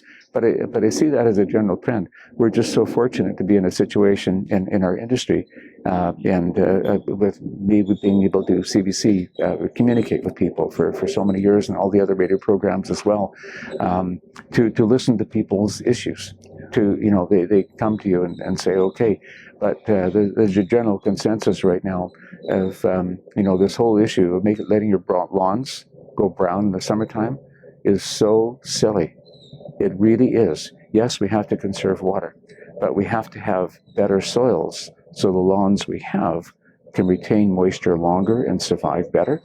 We have to have a watering regime that will just keep them on the edge without wasting water. And the other thing is we need to do better grass seeds that are more drought tolerant and don't grow as much and so on, because lawns now sequester carbon. They produce enough oxygen in a very small area to keep people alive. They provide a home for a wealth of microorganisms in the soil and animals in the soil and worms in the soil to stay alive. They create an infrastructure that we're saying lawns are bad. They're putting freaking carpet down right now everywhere instead of lawns. Right. The worst thing for the environment, and being able to do that. So, what's happening right now, and it's the older folks who are doing it, the younger folks, I'm sorry, but it's not understanding the full implications of everything we have in nature, and being a good steward is being a good person. And yes, we know the benefits now of working with plants, the personal benefits, I think we still have not made that connection between, this is what it takes to grow a good plant, what it takes, is that the same apply to me in terms of, which it really does. I've never heard that before, quite frankly. So, learning from the plants you grow, good thing. Right.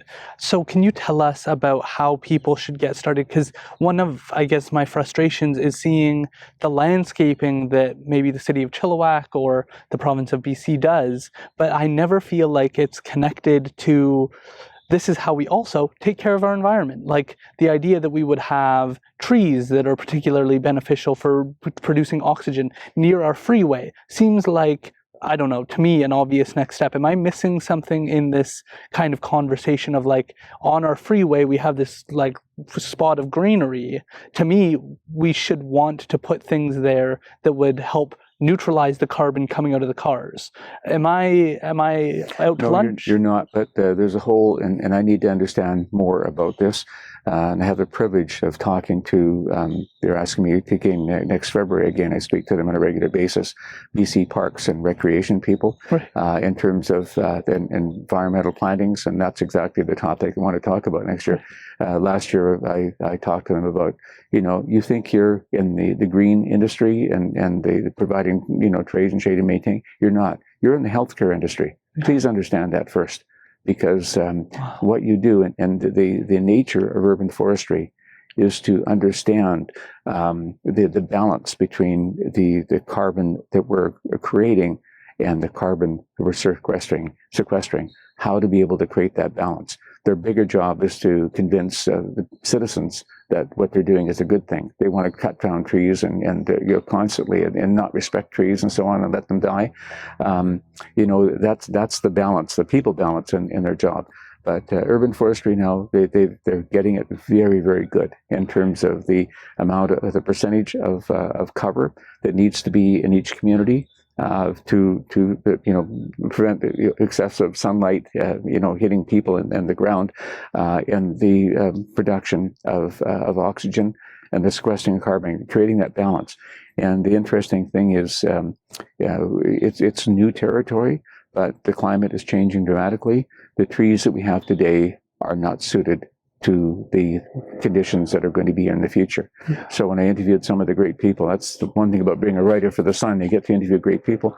They had a screen conference in Vancouver, and I asked some of the people from around the world, okay, what type of tree should we be using? And one of the brilliant guys from Britain said, we don't have those trees yet. We're out, believe it or not, all over the world, going to some of the harshest climates, like Afghanistan and areas around there. Just brutal climate with no, substantial rain or whatever, but tough growing conditions. We're taking the trees from those, taking the genetics from those trees and building them in new trees, so we have trees that will tolerate the conditions that we're going in the future. So coming back to your question, yes, everything is so complex today. There's no simplistic answer. Planting trees on the freeway, at least we have grass on the freeway. That's one thing. Don't discount the power of grass. But being able to, understanding what urban forestry really is and how they're getting better and better at finding the right plants to be able to put in the right conditions, and to be able to provide that balance or sequester as much carbon as we possibly can. Right. So that's a great art that we have to learn. And it's coming. We're getting there. Brilliant. So could we walk through perhaps the different levels? Because I live in an apartment, but maybe let's start with a house. What should someone consider if they're saying, I'm not gardening just for my own benefit, but obviously I'll get benefits out of it, but what should I put into my home, perhaps my lawn, perhaps inside my home, that will help the environment, that will help make sure that I sustain life here, that I'm not causing harm? Yeah, several things. There's been an interesting study from the Colorado State University in terms of the value of landscapes in the environment and the fact that we can't let them dry out. And look at how many trees are dead. You know, the average tree in Vancouver has a lifespan of 8 years. I did not know that. Absolutely. And I checked it with my friends in Toronto, and they said, yeah, that sounds about right. We're 4 years in Toronto. And it's because it's creating the right conditions for plants to be able to grow is really the thing. And that, you come back to the home garden right now, is how many, and the landscape industry is as good as so many people are.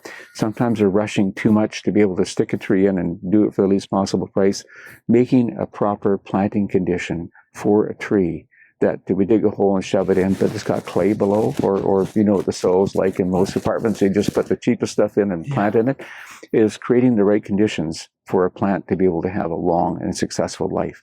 Choosing the right trees, first of all, that not going to have to be cut down or whatever. So making the right selection is probably a big thing, and virtually that then doesn't happen. Planting them correctly so they will continue, because every tree and every plant contributes to the environment and so on. And then there's the things like creating a balance out there. The big thing, and thank you to millennials right now, the big thing is being able to have plants from early in the year, no matter where you live, till late in the year, that have flowers that produce both nectar and pollen for all the pollinating insects. Right. That's become a huge thing. And at the beginning of millennials starting out, they would come and see, we put all these pollinators together, the bees are all over them. They say, God, that's what I want to have. Forget the plant. I want the bees, right? Because that's important to them. And so now we're making the connection of pollinators. And then when you look at lawn, at least our 2-cycle engines for mowing lawns, not good, right? We need to overcome that, and we are overcoming that. But putting microclovers into lawns, because microclovers work and build natural nitrogen in the soil. So a lawn will become self-sufficient instead of having to give it nutrient all the time. And also, if microclovers will flower, producing pollen for our insects and so on. So there's so many things like that we're discovering right now. Oh, I'm not going to put clover in my lawn. I want chemicals to get clover out of my lawn. No. You have to learn the new techniques, How do you attract pollinators? How, digging a small little pocket of water that all the frogs are missing, our frogs right now, that can, survive. And creating a habitat is what we want to do. So it's not about us anymore. It hasn't been about us ever, but it's creating this new vision of what a green space is, to below the ground and above ground, to be a new habitat. And I'll tell you something else that is important. A few years ago, there was a great concern in North America about the loss of pollinators. And many groups went to President Obama and said, look, we need help with this. And he said, for goodness sakes, he had the wisdom to say, don't ask the government, go and do it yourselves. So many associations across North America got together, and including Canada and Mexico, they formed a goal of 1 million pollinator gardens to be able to develop within 3 years.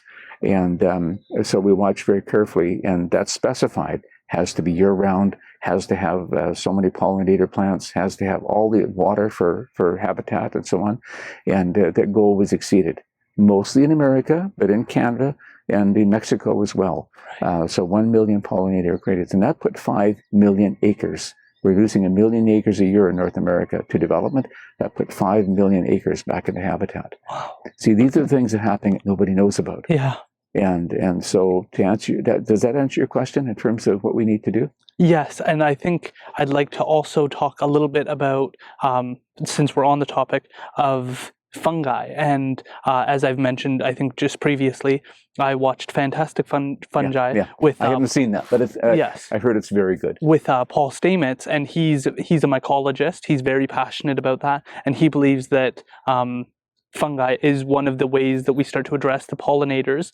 He found one of the fungi actually helps with bees and one of their wings not working properly, that if bees ate this certain fungi, that would help fix that issue. As well, he's been doing research, I think in partnership with UBC here in BC, of taking like 4 different plots of trees and giving them certain fungi, and has proven that this certain fungi helps trees grow. So I'm interested to know your thoughts on fungi and how that interacts with plants. You have to stand back and observe nature, first of all. None of us have time to do that. But when people have problems, I'm saying, you know the solution to this. You're just not thinking about it. Observing nature, how you prune a tree, how you care for a tree. The tree tells you what it needs. The plant tells you what it needs. You're not listening. And so I'm being listening to that. And so many people will come to me with fungus all over the tree. And I'm saying, in many cases, this is a natural thing. Don't get excited about it. It's not going to harm the tree. It's okay. In some cases, not mycelia, but other ones like that. For the tree to survive and do well, use an organic control to be able to, take it away, minimize it, so the plant will be okay. In other cases, I'm saying that fungus is telling you that tree is dead. Because how many times do we go into a forest and see fungus on rotting wood? Yeah. Fungus takes care of, in a very nice way, without creating a lot of carbon, of taking dying and dead materials, because it's a natural life cycle in forests and everywhere, that the fungus will actually start breaking down all those trees into organic rich material for other trees to grow. Yeah. And here's the big one that nobody has even cut on yet or heard about yet. It takes about, depending on the plastic, in simplistic, 400 years for plastic to deteriorate. A couple of Yale students, or a few Yale students, were in South America and made a discovery. And in The Hague in Holland, another university professor made the same discovery. There was a fungus now, and I've just left can't name the name, that it will take plastic underground in the absence of oxygen, in the absence of light, and break it down in 30 to 40 days. Oh my gosh. This is a fungus. So do we depend on fungus in this world? Absolutely. Yeah. Do we even have a clue about how important it is? I mean, we love mushrooms, right? There's a fungus. Yeah. I mean, we eat it and so on, but we're clueless in terms of looking. And that's why, again, I love joking around, kidding around with some of my First Nations friends who are very much into native plants and what you eat and all our Indigenous plants and so on. We kid around a lot, but the fact is we're missing their knowledge. Yeah, and we need to expand and understand what that knowledge is. I don't disagree, and I think of the BP oil spill. Paul Stamets was also involved in research there that showed that putting fungus where the spill was in certain plots to test it showed that they could actually remove all of the oil from there as well. And so I do agree that I think we underestimate, first of all, nature and its ability to fix problems, and we need to work collaboratively with it rather than doing the same approach, which is how do humans fix it all by ourselves. It's a very small-minded perspective. We need to do it in partnership with the environment, and I think that Indigenous people have always kind of known that and tried to work symbiotically with the environment in order to support it. I'm also interested to know, what should somebody in a small apartment do? What are some of the smaller plants? I have aloe vera. What are some plants that you would recommend to somebody in an apartment that can't have the big trees or the grass? What should they try and do? May I just jump back to one of your last statements? Absolutely. Because we hate to leave the world in a spot where everything's going backwards. There's a couple of things. In terms of when I speak at a lot of parks boards meetings across the country, now the thing is recreating wetlands in new architecture and design, in terms of recreating wetlands, recreating what was there. And the natural beauty of being able to do that in a way that people look at, but where we have to get wildlife back and we have to get water life back and so on. That's a huge movement that's happening right now. Is getting the waterways back where we've stolen them, and that's happening in Florida right now, in the Keys and areas like that. The other thing is little things are happening too, in terms of there's a nice folks in Manitoba. I did an interview with the Vancouver Sun. They have developed scientifically 15 different types of grasses that we're taking our farmland and stripping it and so on, and putting chemicals on to grow things. They are taking this new grass. It's ideal to sequester carbon, ideal to regenerate the soil, ideal to develop, the roots develop the microorganisms in below, and they are now getting the younger farmers, not the older ones, to plant their fields. It takes 2 years, and their goal was to get that land back to where the buffalo roamed, and to get that, and they're being able to do that within 2 years. Now, there's parameters on that and so on, but they're getting people, they're sending me some seed, try and get people to try it. Leave your garden for 2 years. If you can do that, or a spot of your garden, to get back to its original habitat in terms of what you want to do. So I just want to say that there are things out there happening that none of us know about, there's some good things out there happening. I gave a speech in Seattle at the Flower and Garden Show last year about a lot of these various things that are happening. And a lady with tears in her eyes says, "Oh my gosh, you've given me hope. You've actually given me hope," and there is hope out there. We can't give up on everything. The other thing is, coming back to your apartment, you have to face the limitations of what you have in terms of light for plants to grow. Going back to what I said about, for a plant to be able to grow, this is where discerning comes in, and this is where so many of the young ladies in particular get it. They're searching the world for new and different plants. They're pushing all the buttons on our industry, trying to get stuff that we've never heard of before or whatever. They discovered it somewhere, get it into production, so we can get it in their homes. And there's a lot of them. And in doing so, now they're coming up with plants that are really tolerant of low light and poor growing conditions, that will actually learn to thrive and do better. So number one, I think it's learning the best plants for your environment to be able to grow and create those conditions. You can do them in a very condition, but we have to add, especially in winter, we have to add indoor lighting. And so it just have to get your foot candles up in terms of light. That's number one. And understanding that, if you look at office buildings with massive plants and no windows, they're doing very, very well. Plant maintenance people are getting it. So it's learning the art of getting your light up keeping your temperatures in the realm where a plant is happy and going to thrive in that situation, and this learning the art of care. But first of all, it's finding the right plants, and we need more people in our industry who are skilled at being able to do that. And quite frankly, they're learning a lot of this on their own. Yeah. And so yeah, it's an exciting time for that, but it's getting better for folks. But the other thing I'm advocating too is if you have a balcony, get a tree on that balcony. Right. And because not only for privacy, but for greening, birds and insects will come to that tree depending what you have. And there's nothing wrong with having a pollinator on the 15th floor of an apartment building. There's nothing wrong with that. We're just not thinking like that. Well, I will definitely let my strata know that this information is coming from you. I think that there are, again, a lot of beautiful parallels to what you're saying about first temperature, because I listened to a neuroscientist called Andrew Huberman, and he has a podcast, and he talks about how, and Matt Walker, who's also a neuroscientist and really into sleep, and he talks about how right before we go to bed, we need to cool the temperature down. There's a reason both our feet and our hands are used for heat regulation, and so cooling down the temperature, that's why having a hot shower right before bed, then you have a huge heat dump. That's why it's so easy to go to bed after a bath or having a shower. So temperature regulation in regards to plants and humans, again, there's those parallels. Yes. And then the other part you mentioned was light, and Andrew Huberman talks about how to keep your circadian rhythms on track and to make sure that your mind is operating optimally, you want to get that sunlight right in the morning time, and be outside. It's not fluorescent lights. You need to be outside absorbing that. Even in clouds, you can still get that quality light. Yeah. And then before bed, watching the sunset will also help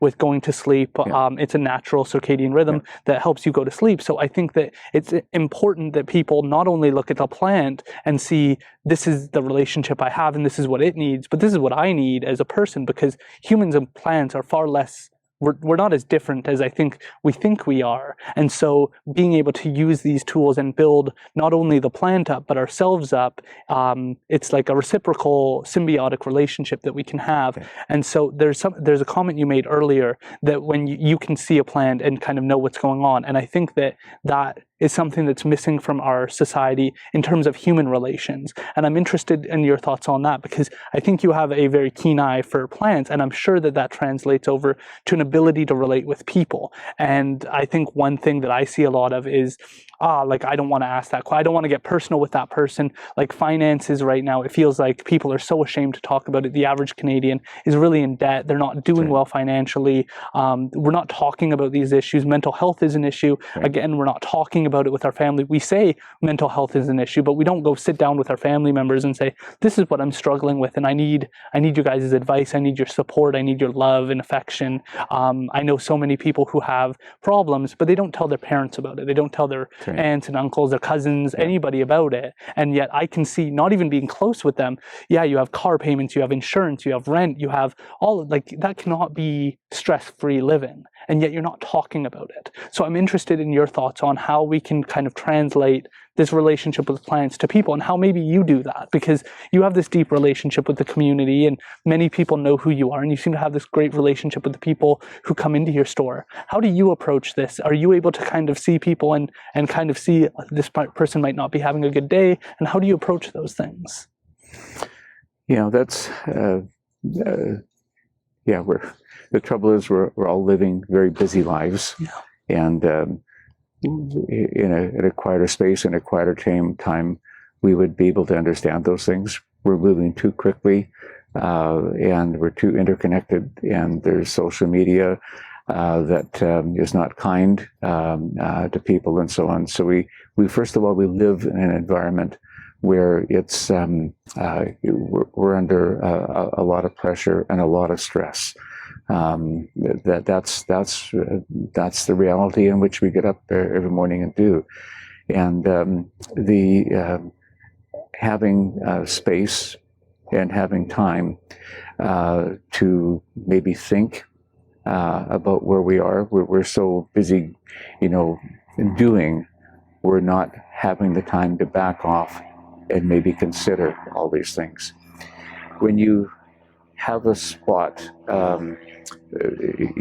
home, a little bit of green space and so on.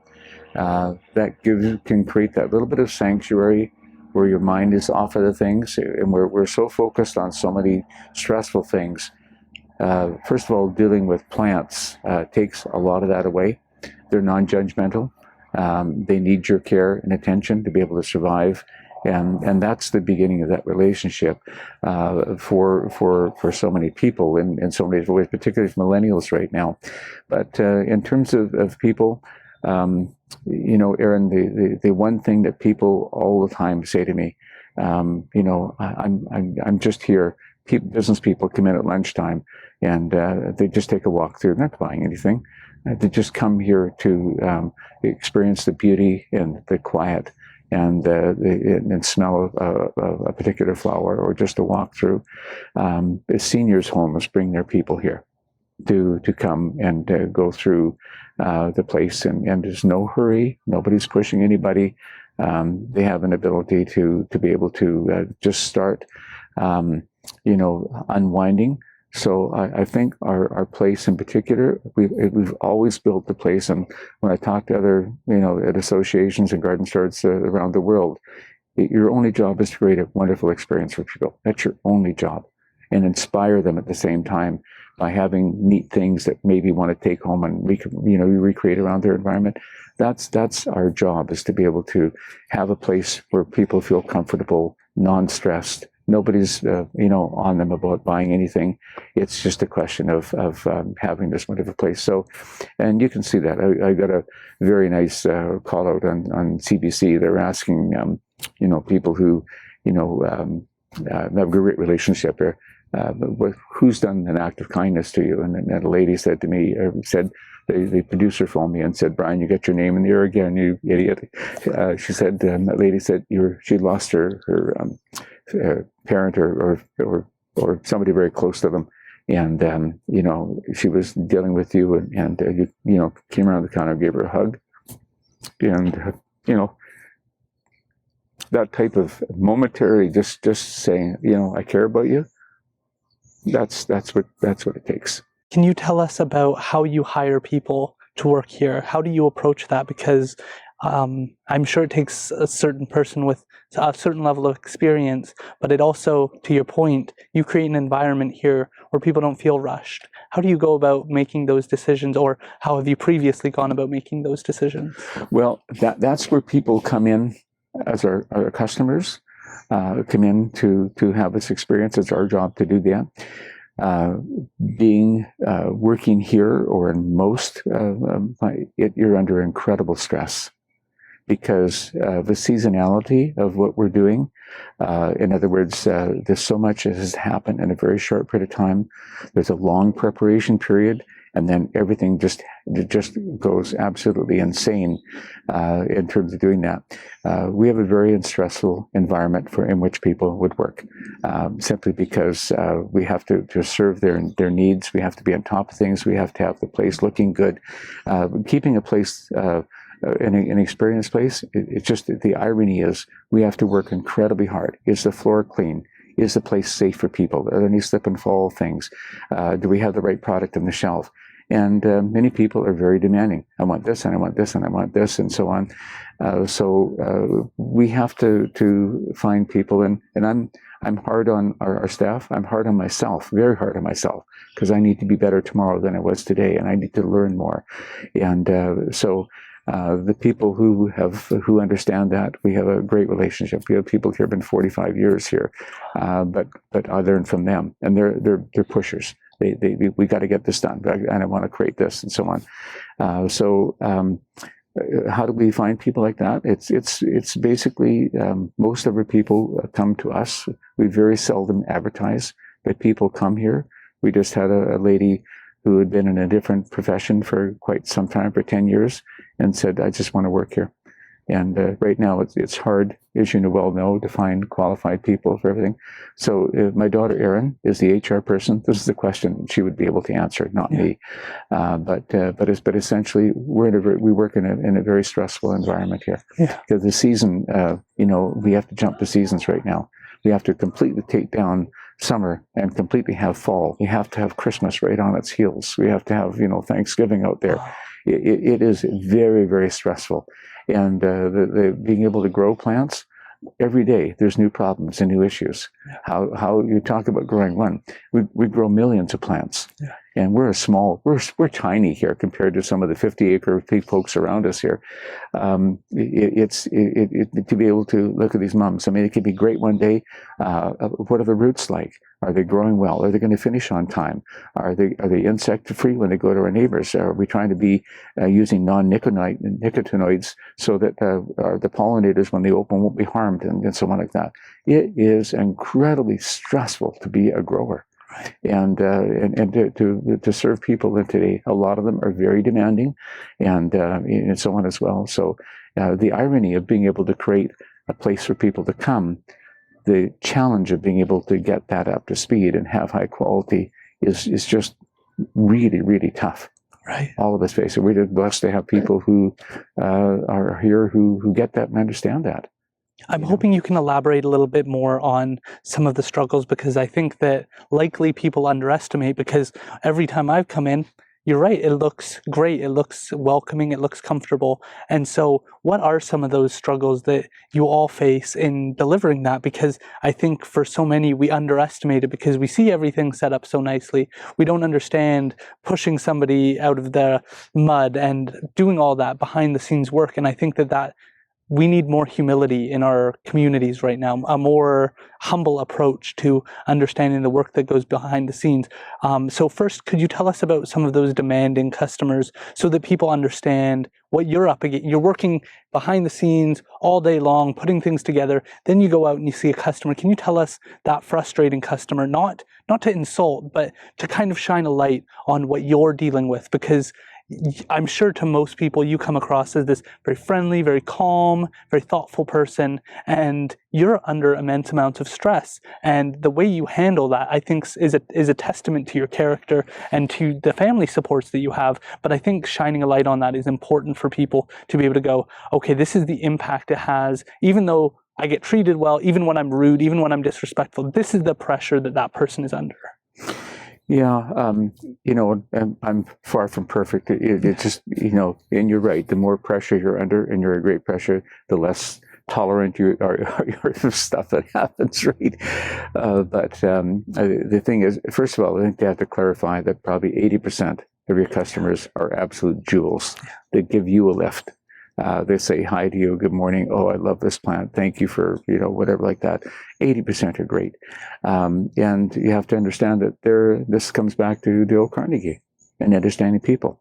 People are also under a great deal of stress. We have landscapers who come in trying to get product for customers who are very demanding in terms of, that's good, they understand it, they understand the game, but they're under pressure as well. And, quite frankly, you have to look at the Dale Carnegie again. How many people have perfect lives? Very few of them. They're under stress and under pressure as well. There are other people who are just brown thumbs who come in and, buy plants and take them home and kill them. And, it's more than, to me, our attitude should be really sorry you had a problem with the plant. Let's see if we can get you something new, and maybe we need to give you a little more advice in terms of that should be a problem. But some of them are saying, this stupid plant is no good. You sold me a bad plant after you worked your life to create it up there, and they killed it off. That hurts inside. So, how you deal with situations is really how people are there. And a lot of people, are very good customers, but, this is what I want it now, and I want it, everything's changed today. It's an instant world where folks would, like wedding, we'd do our wedding 2 weeks or a month or 2 years in advance, right? Now I'm getting married tomorrow. I want all this stuff right now, and assuming it's all there. So it's for various reasons that people would be under stress and be very demanding. Yeah. And the thing is we're all trained in all the schools we go to and seminars we go to. When people are coming into a store with a problem, there's only one thing you do right off the bat, is you shut up and you listen. You say, okay, how can I help you? Tell me what the problem is. And the fact that you're fully focused on them and let them have a chance to vent or whatever like that. That's certainly number one. And then you should say, yeah, okay, thank you for sharing that with me. Let's see what we can do to get your problem solved here. And so that's the ideal situation in terms of doing that. But so you get the broad mix of things. But keep in mind that 80% are just dream people to work with. It's a pleasure. And other people, they're like that, not because of who they are. It's because of circumstances in their life, circumstances and situations. So you have to cut them some slack in terms of that as well. Yeah. But in spite of that, it's our job to, perform and whatever. And today we live in an instant world. Why don't you have 20 flats of this particular plant? What's wrong with you? No, it's okay, Tessie. So it's understanding the dynamics of what people are, and then translating that to other people who wait on them. Right. And so fortunately, one of the first questions that Aaron asks people is, okay, how do you deal with the situation when a customer's upset? How do you deal with that situation? Yeah. And that's one of the most important things. So we at least acknowledge the problem and sometimes in Dale Carnegie, it's a no-win situation. Sometimes I just can't solve that problem, right? And you move on to the next one. So, but it's having people working with you as a team who, as a whole, try and do a very good job of, and we're serving people is what we're doing. We're servants to their needs in terms of what they want and trying to help them achieve things. Yeah. And in most cases, that works really well. Some cases, for whatever reason, it just doesn't work. But that's life. That's learning to be able to deal with that. Yeah. If you get most of the people happy and looked after, that's great. The other thing in today's world is if you offend people or upset them, it doesn't matter who's right or wrong, you're on social media as being the bad guy. Yeah. So that's the reality. Yeah. That is really unfortunate, and I think that hopefully listeners can move forward in a better direction, knowing this information and knowing what you're up against and what your staff's up against to transition. Can you tell us just about the seasons that you go through here? That when should people start getting ready to get their Christmas trees? How do you handle all of that? What do those seasons look like? Having enough lead time is the thing. The plant world has turned upside down in the pandemic right now.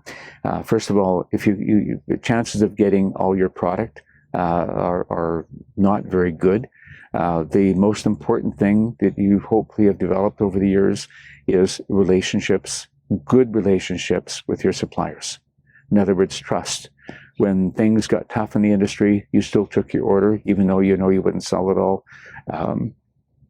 When they have excess, trying to help them out. When they're short, they'll always try and help you first or give you most of what your order is. It's relationships with your suppliers. And that's all over the world, no matter what they're producing. Everything is built on relationships. And like, for example, there's a huge shortage of roses for next year. And both our suppliers said, we're going to get as much as we can for you. Don't worry. And in this case, you can't choose anymore. We're going to choose for you because it's just not possible. But she said, if anybody wants to order roses, a new customer, we can't accept orders because that's the honorable way of dealing behind in business. So those are some of the things that we're all facing right now is extreme shortages. The other problem right now is because of the pandemic. And incidentally, it's still going on in countries in Asia and China. China's, you never hear about it, but factories that we depend on in Asia are shut down right now because of the pandemic. Over there is coming back. Right. And we don't know that, except then they notify us you're not going to get your product. Yeah. And so on. So it's a balanced world, and just having enough of good product. And this is why we always learn to grow our own product. Yeah. Because we can get new and unique things first, or when we know there's a shortage of things, we'll try and grow up there. So it's a combination of being able to put things together, but everything is based on relationships. Right. Yeah. That is so beautiful, and I think that really helps to put this into perspective. Can you tell us about what it's like to help people turn their houses into homes? Because growing up, we didn't have, in my own apartment, we didn't really have Christmas trees, plants, stuff like that. But I really like at your entrance, you have clothing, you have things to decorate your home, things to make it more of a home. And I'm just interested in that aspect. The plants are obviously incredibly helpful and the main part of the business, but I'm also interested to know in helping people turn their house not just into like an apartment, but into a home. What has that been like, and how do you choose your products? Because to me, when I see them, I go, this is so unique, this is so fun, this is so, it's that culture where when you see that in somebody's house, you go, oh, that looks so cool. How did all of that come about? I think over years, and this is where Lisa in particular has played such an important role. She's very much, we're part of the Canadian Garden Centre group, GCGC. Lisa is the main player in that. We work together as Canadian Garden Centres. There's other groups as well, but this is the one we work with. We help each other, and we learn from each other in terms of, where are the strengths and where we're going to go here. But the idea is, and Lisa developed this, we're really not a plant store. We're really a lifestyle store. And it's more about what we can provide to add value to your home for the things we have. And it's so many different little things. Lisa would find some Italian specialty foods that are just right up there in terms of the millennia generation. So she brings in a few of those. We don't have huge, but just enough to like, oh my gosh, this is here. Because we lost some of the stationery stores, we're losing a lot of our wonderful small businesses to big box stores. They don't carry a lot of things. So getting into stationery, so you've got a special occasion. We have, nobody says happy birthday anymore. You need the crazy card that's a little bit off, a little edgy and stuff like that. So we would have those. One of my favorites is some of the signs we have to put up in your home. The wine drinker. Well, it's 4 o'clock somewhere. Those type of things are just, or on the mats and put in front of the door, it'll say "Go away," or it'll say "Nice underwear." So it's do you make people laugh? Absolutely, you do. And it's a fun thing. People just like to look and poke. And we hired a very special design person who comes in and rearranges things and arranges them in such a way that people want to have that. We have very talented people who take the plants and arrange them in certain ways, so it shows people what you can do. So it's all about how can we cut your life in some way that makes it fun. You have a bit of a kick out of this, and for people from all walks of life. And it's nice to see the diversity. That we're proud of the diversity we're getting in terms of the cultural folks who come here. And it grows over the years in terms of, we have quite a following of the Iranian community in Vancouver because we carry special varieties of mulberries. They had it back home, or certain fruits and so on. And, the Asian community, for example, they love certain types of fruits like the jujubes and some of the, very unique varieties of Asian pears and so on that they're used to and they love. Yeah. So it's just looking at the folks who would want to shop here and what do we have that would make you special. Yeah. And a third of our customers come out of Vancouver. Wow. Or the Vancouver area. Because we're a destination. We go back to that destination is what we want it to be. And we have enough thing to create, and having the new things, always being on top of what's new in the world and being able to get it and out there. It's a fun place. So we have the Van Dusen Gardens there, and UBC gardeners, the volunteers come out here to find the cool new stuff. And so that's the beauty of it. So we're appealing a little bit to everybody, trying to make it a fun place to come and shop. That's brilliant, and it kind of leads into your relationship with Tourism Chilliwack. I'm interested to know how that relationship came about and the difference that makes for our community, because I heard the Startup Grind discussion you had with Tim McAlpine, and he talked about how this is one of the main tourist kind of attractions for a very, very long time and still is. What has that been like to build something that brings in people all the way from Vancouver? Well, it's first of all, I do have a little advantage, and that is on CBC for like 35 years right now. I'm the old guy. I'm the elder at CBC, and being asked to go to do communities up in Fort St. John or Fort St. James or wherever you go, well, having that relationship with people. That trusting relationship. If you don't know something, you say you don't. I'm sorry, I don't know the answer to that, but I'll find out for you. Or just telling the hard truth. I'm sorry, Sally, that's just not going to work. You don't do that anymore. You got to go this way. So, building that relationship with the broader CBC community is very, very good. We talk about in Vancouver as well, Victoria. People come over here, Bowen Island, they come over here and find things. So you've had that trusted relationship. And when I go to small communities, I get off the plane, they pick me up and, hey, we got to show you this, Brian. So you get to learn about the people. And the people up north are freaking amazing. They are so self-sufficient, thinking, unique individuals. They're there because they want to be there, and I'm just like in awe but you get that all over the province, and so having to that translated into the store, when they're driving from Kamloops to Vancouver, everybody goes to Vancouver, for whatever reasons, and they stop in here. And vice versa. I'm going up to the interior to my cabin up there. They stop in here and pick up a few plants and so on like that. So you've built that interrelationship with people, that trusting relationship. And so in terms of tourism, isn't that what it's about? Yeah. It's just providing the experience for people. But with tourism, we're in a very unfortunate situation right now. We've lost Best Western. In terms of an accommodation for people, we are way low on our accommodation. The value of tourism is having people come into your area for a particular experience, whether it be mountain biking, fishing, hiking, visiting friends is certainly number one. And when they go into local businesses like restaurants and so on, helping the businesses survive and those situations. That's what tourism is about, is bringing people in to give them a wonderful experience, but B, spending their time in our businesses and helping our businesses as well. So it's a win-win. And many years back, I was on the provincial tourism board. Tourism will be the single biggest industry in the world, and it has. The pandemic is just what is the number one business that's been hurt. It is tourism worldwide. Yeah, everything to do with tourism. Butchart Gardens, I love those people there. They're amazing. Talking to them, they were 95% down in sales. How can you survive in terms of that?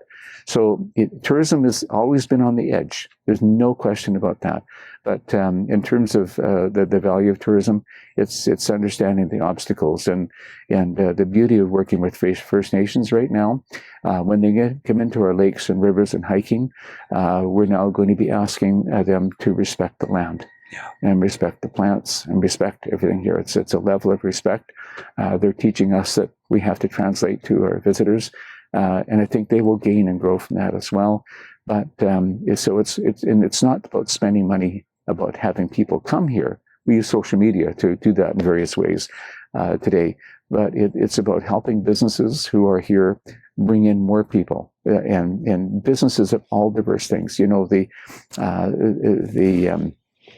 Various farming communities, the farm direct, bringing them in to experience the small farms and all the produce they have to offer and experiences like that. So it's very diverse in what we have to do. Our job is to capture the segments of population, because the population today is tribes of people who have similar likes.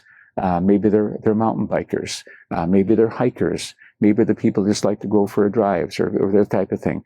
So understanding what the tribes are that were out there and trying to appeal to those and try to make our community more friendly. So in other words, we work with our folks here to have them understand what's important about their business.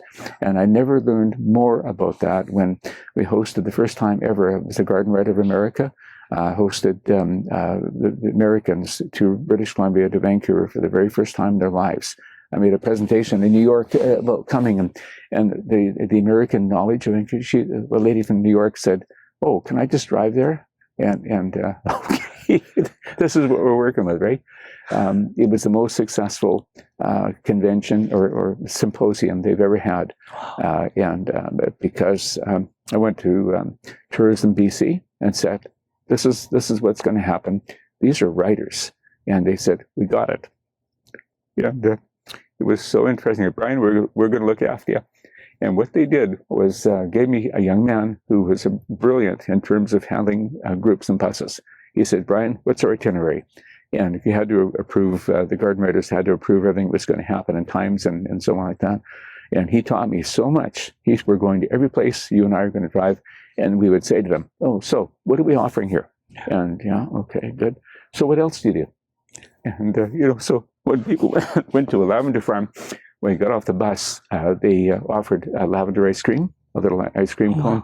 And they, had, lavender sachets and gifts. And they were really exposed to the diversity of what that was. He brought every place that we went to that next level by asking the owners of the company, what can you do more to help our guests come here for this experience? Yeah. And so in terms of tourism, I've never forgotten that. And the one thing too was, it was very interesting. On the last day, I said, "You got to be totally relieved right now that everything we've done for the past 4 or 5 days."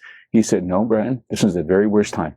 He said, "Because they're exhausted, they're tired, and they're not thinking." And he said, and sure enough, we're out there at Granville Island Park, and they're just walking everywhere. Cars would just about hit them and so on like that. It's he just taught me everything. They hide them when the buses come in. You hide them in a certain spot, and you had to pick that spot. So when they're ready to go, they're right there to get people out. Because often, I've been places where the buses can't get delayed. It messes up the whole thing. Yeah. So I've been instilled in tourism and what that means. And I try and bring that back to our area here, which is so very important. And we have an amazing crew. Alison Colthorpe, in particular, is just a genius in terms of working with people and working with, our parks folks and regional districts and so on, looking at new trails and new opportunities. And now we have a resource of First Nations that we rely on. So, this is absolutely great. So in terms of what tourism is, it's much more than you think it is. It really is. Yeah. Absolutely. Can you share some of your favorite places to visit, some of your favorite small businesses that you go to regularly? Well, believe it or not, Aaron, I never shop. Right. I don't have time. Yeah. I work 7 days a week, long hours. Everybody's closed by the time I get there. It's what I used to do is, phone businesses I know and say, "I can't get there. Can you do something for me?" I don't want to identify individual. It's just people that you know and you trust and say, "Please, can I, can you set this aside for me? I'll be over later to be able to do that." Yep. That's And in terms of a favorite place to be, I don't have time. Yeah. I'm honest to goodness, But if you could put me anywhere, I used to run with a couple of doctors, and they were amazing folks. So being up, and I couldn't keep up with them because they were, amazing. So running up Mount Cham in the dark, coming out one night, coming down in the dark, that's my happy place. I love the hiking trails we have here are absolutely amazing. So, yeah, that's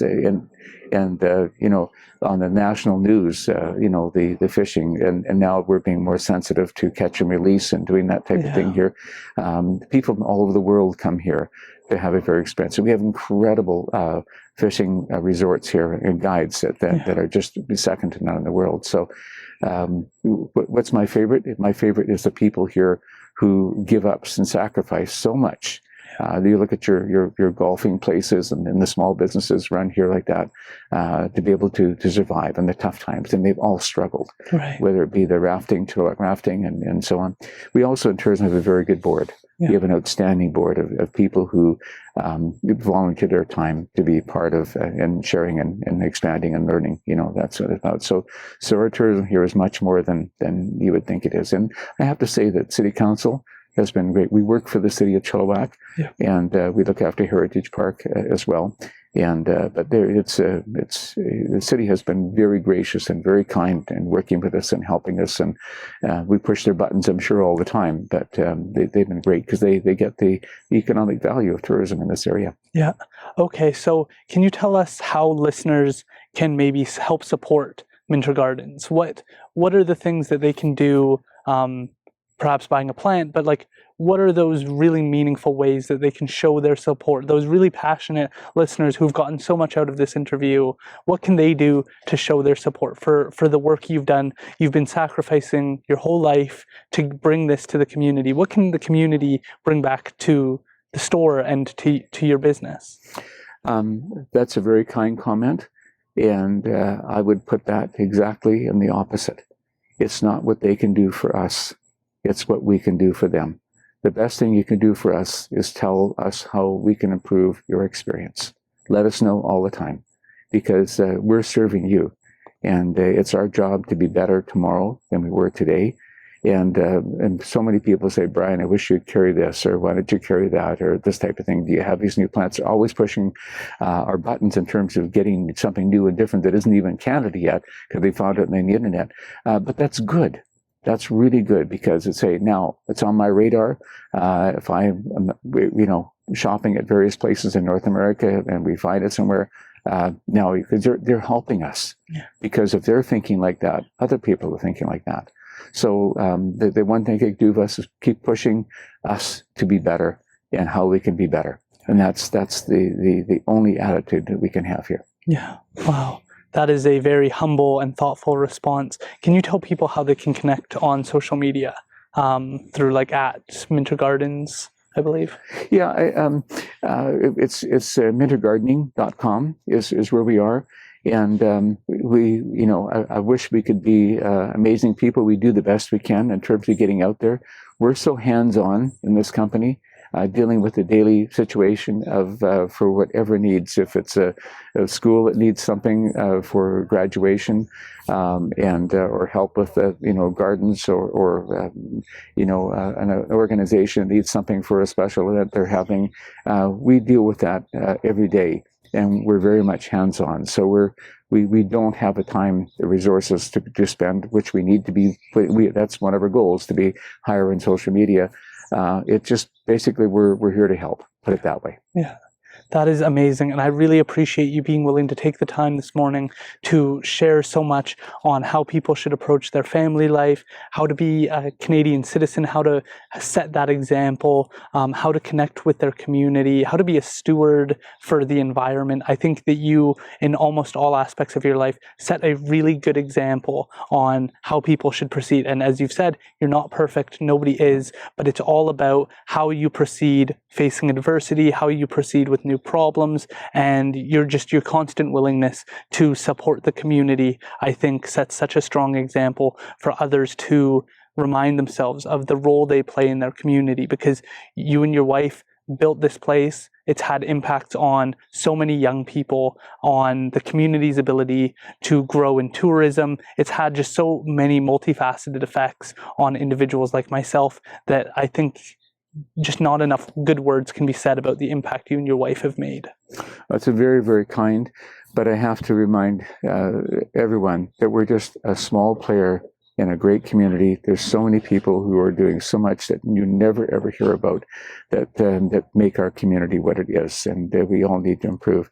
And Aaron, it's not just Faye and I, it's our two daughters and their families, and who have been in our wonderful team, who change over the years and so on. But without the team we have here, we couldn't do any of this. They're just don't get enough recognition for what they do. They're absolutely amazing. So it's never about any of us.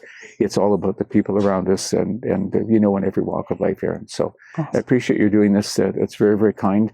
And we're just an ordinary Canadian, an ordinary Chilliwack citizens who just have a real passion and love for our community. Well, it sets an amazing example. And again, I just appreciate you being willing to take this time and share such a phenomenal story. Okay. Thank you, Aaron. Thank you.